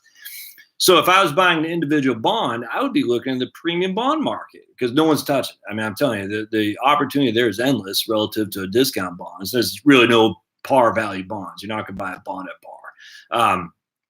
It's just because the minute it's issued, the interest rates change, and that bond is going to trade above or beyond the initial what's called the par value. So I hope that makes sense. So if I'm looking at individual bonds, I'm looking at premium bonds, but it just bores me. I'm like, oh, I'm going to do all this work for 3 1/4 or 3 1/8, just drop an anvil on my head. It's not worth the effort, in my opinion. And then I got to take care of the credit quality. Well, my Ed Jones guy says this has a credit quality of AA rating. And I'm like, all right, is it still, I mean, what's the credit quality? Has it changed? What's the credit quality? I mean, are we just buying on credit quality? Are they looking at who's giving the credit ratings? Does the company know who the bond issuer is? And I'll give you an example, going back to USA. Why I love USA on the bond side, because they're an insurance company. An insurance company, what they do is they buy bonds. That's what they do. Any insurance company is going to have the best bond fund managers out there because literally that's how they pay their benefits. When there is a hurricane that goes through your town and knocks off your roof, or a tornado in Tuscaloosa, Alabama, the insurance proceeds have to pay that off. How do you think the insurance proceeds are? They're from the bonds that they manage being liquidated in which to pay the premiums, to pay the benefits. That's how it works. So what I say is, if I'm looking to buy bonds, I'm looking at an insurance company to do it for me because they have to run the bonds better than any other people out there. Pensions and insurance companies. So like a USAA, they used to engage in all kinds of research where it wasn't just looking at Morningstar ratings or AM Best, Standard & Poor, and Moody's. It's not Morningstar. It's AM Best, Standard & Poor, and Moody's would be the 3 bond rating agencies. Bruce, what the hell, dude? It's already been 2 hours. And Dustin's on here, Bruce. Dustin's on here. I mean, Dustin Tibbetts, which is kind of cool. But anyway, and so what happened is they'd go and they'd look at these hospitals. I remember in upstate New York, they'd look at hospitals, they'd look at toll booths, they'd look at bridges, Tappan Zee Bridge and stuff like that.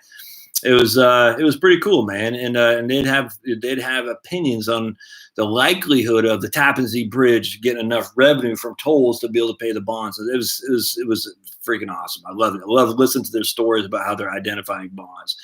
And because of that, if I was buying bonds, I would probably not want to do it myself because the only thing I'm looking at is the credit rating agencies. And I hate to say it, but they did not give us much of a warning of what was going to happen in 2007 and 8. So between Jaws and Jaswell, don't need to watch any other videos. Hey, right on, man. Right on. Don't even know who this guy Dave Ramsey is. All right. All right.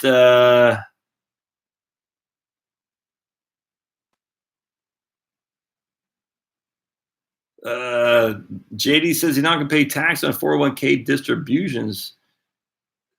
I think you mean not paying a penalty, but definitely pay taxes, man.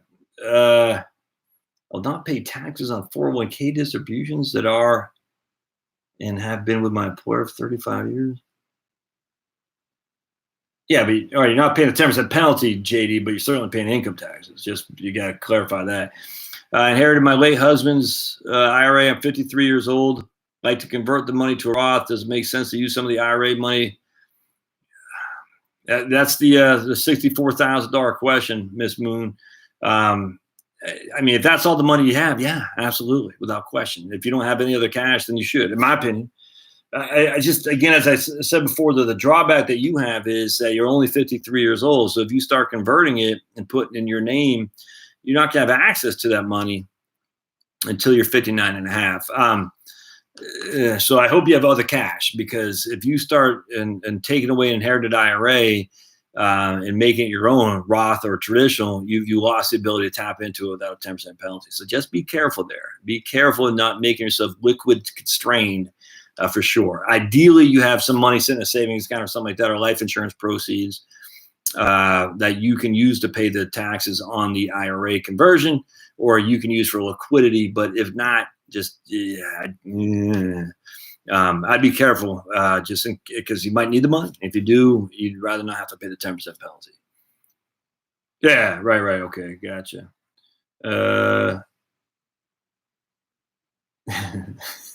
Chuck Norris, man.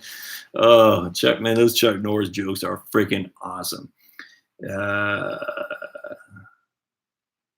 Josh Rule says, Bruce, thanks, Bruce. Appreciate that. Says my tax bond book is literally worth more of this weight in gold. Well, because it doesn't weigh much, man. So I think it was 80 pages or something like that. So it's a very lightweight. How come you won't answer me? I'm pretty lonely, says Ben Pitzer. I don't know. All right. I guess we'll let Ben be the party pooper here. How valid are Morningstar ratings? Are they biased? Let's get rid of this guy, Ben. Come on, man. I don't know. I mean, people crack me up. All right, so Morningstar ratings. All right, I'm gonna see if I can't.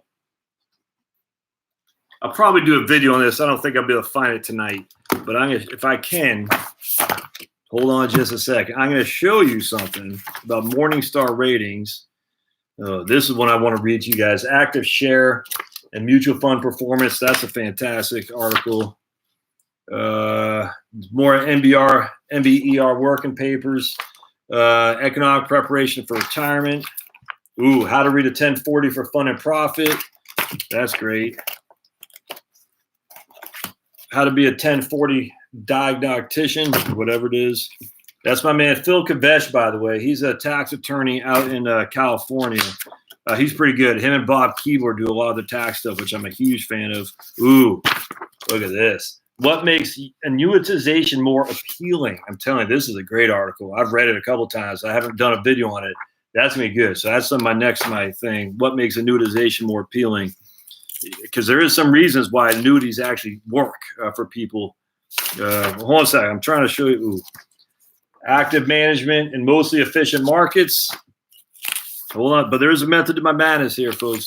Hold on just a second. Hold on just a second. If I can find this thing, I'm sure I won't be able to find it. But remember that guy? You know who that guy is right there? Anyone? That's Bill Gross. Remember him from the PIMCO Total Return Bond Fund? And I'm going to show you. You're probably not going to be able to see this very well, but I don't know if y'all can see that. Total return, average total returns before taxes, 5.91. This is a bond fund. Average total return after taxes on distributions, 3.92. So he lost basically 35% of the portfolio to taxes to this guy. And that's a lot of taxes, my friends. That is a lot of taxes. That's an active managed bond fund. Here's the Vanguard Total Bond Fund. And I'll just read that to you. 10 years, average return before taxes, 5.21. And this is dated in I don't even know when it's dated, 2012. You can see I've kept this for a long time. Average return after taxes, 3.54. So you got Bill Gross, active managed bond, the bond king, and you got Vanguard, the indexing efficient market bond king, and they both are losing 35 to 40% of their portfolio return to taxes. Why would that be? Because bonds suck. That's all there is to it. Bonds get killed taxes. Oh, this right here, this is huge. All right, this is annuity payment table. All right, so real quick, and I should open up this kind of worms, but now I can't stop. All right, so every annuity is going to have something like this. All right, so every single annuity is going to have something like this. And this is from, I don't even remember what it's from anymore. But so I have my little chicken scratch. Let me read you the importance of this. A 71-year-old in 1980, the mortality tables were $8.58 per 1,000. So for every $1,000 you had, you put into an annuity, you got $8.58. For 71-year-old in 2000, the mortality tables were $6.13. So what does that mean?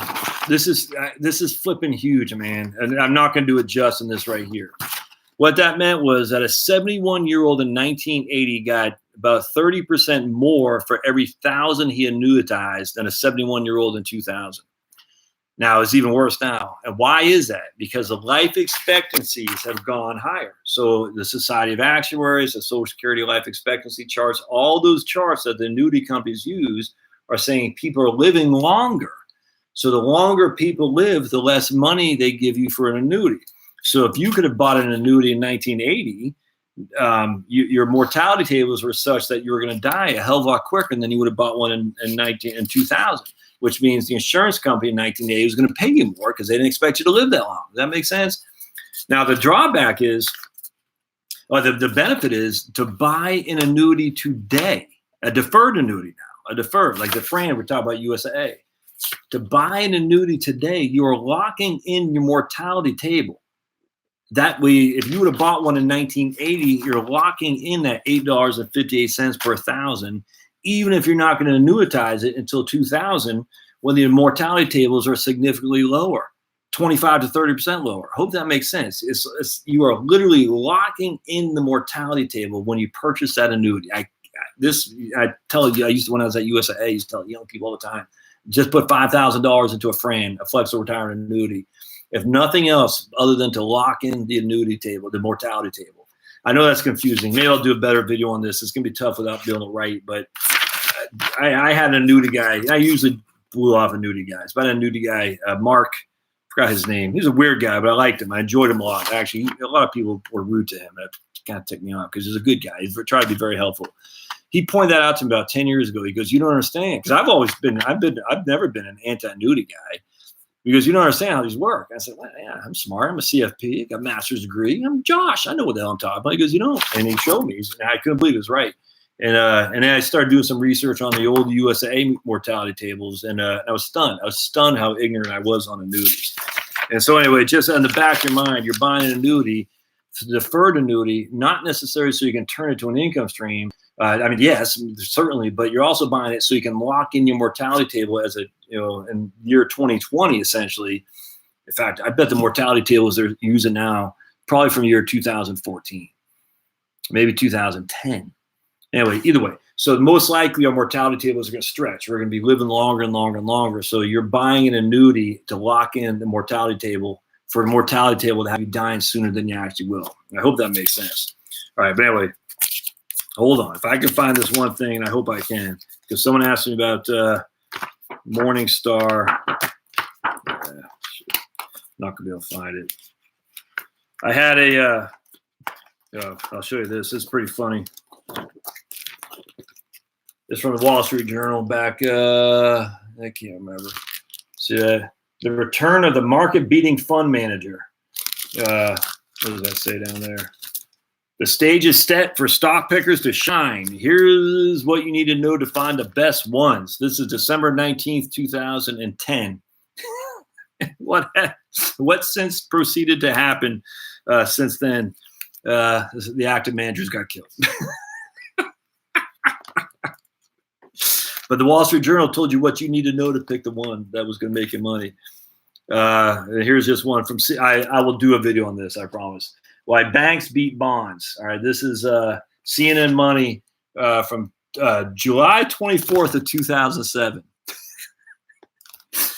Why banks beat bonds. The idea was that you're getting, and I fell for that hook, line, and sinker, man. I got killed. The idea was that you're getting a similar yield on the bank bond as you were on the bank dividend.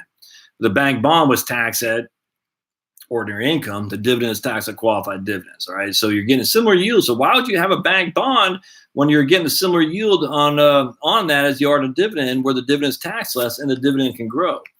And then, sure as hell, what happened from that day forward for the next 18 months, the banks took it on the chin. The banks got killed. The bonds did too, don't get me wrong, but they both got killed. I mean, in fact, the banks were paying 1 cent dividends, all right, because they had to pay just enough to pay the preferred shareholders.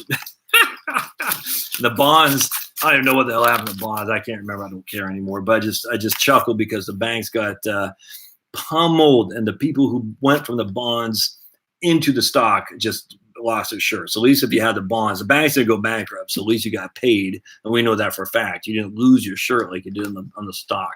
Sad. All right, hold on. I'll just see real quick. One other thing, I gotta find this. I want to show you the Morningstar thing. Oh, right, yes, right here.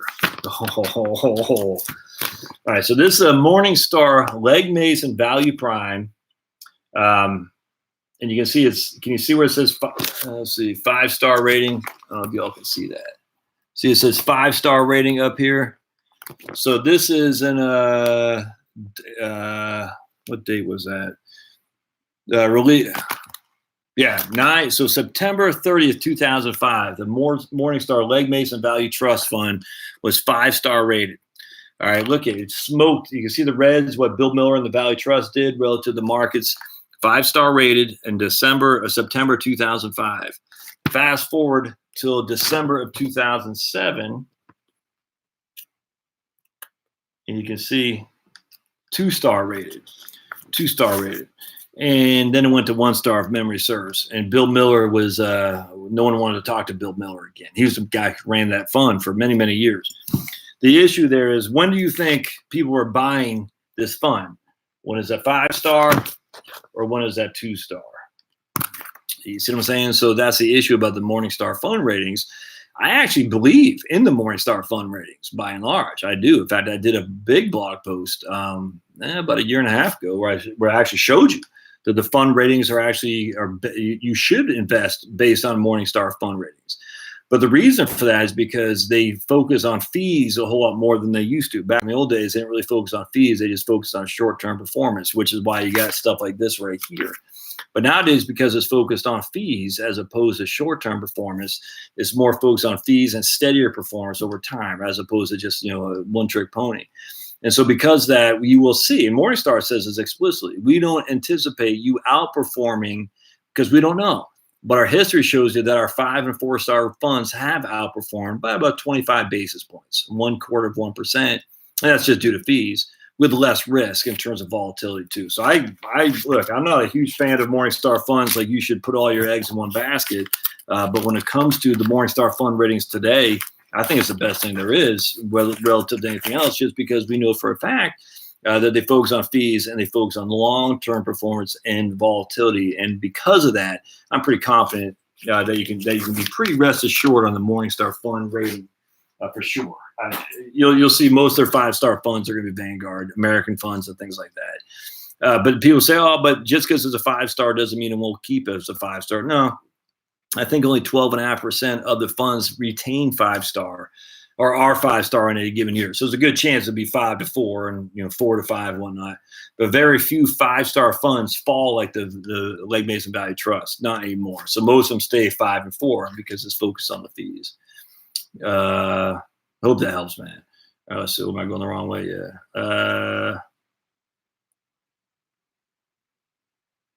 All right. Yeah, some move to tax-friendly state. Right on, man. Yeah, I said sell it to move to tax-friendly state. Barry, I just don't think you're going to get Fidelity contract. Bill Danoff, yeah, man, that's a great fund manager, but absolutely.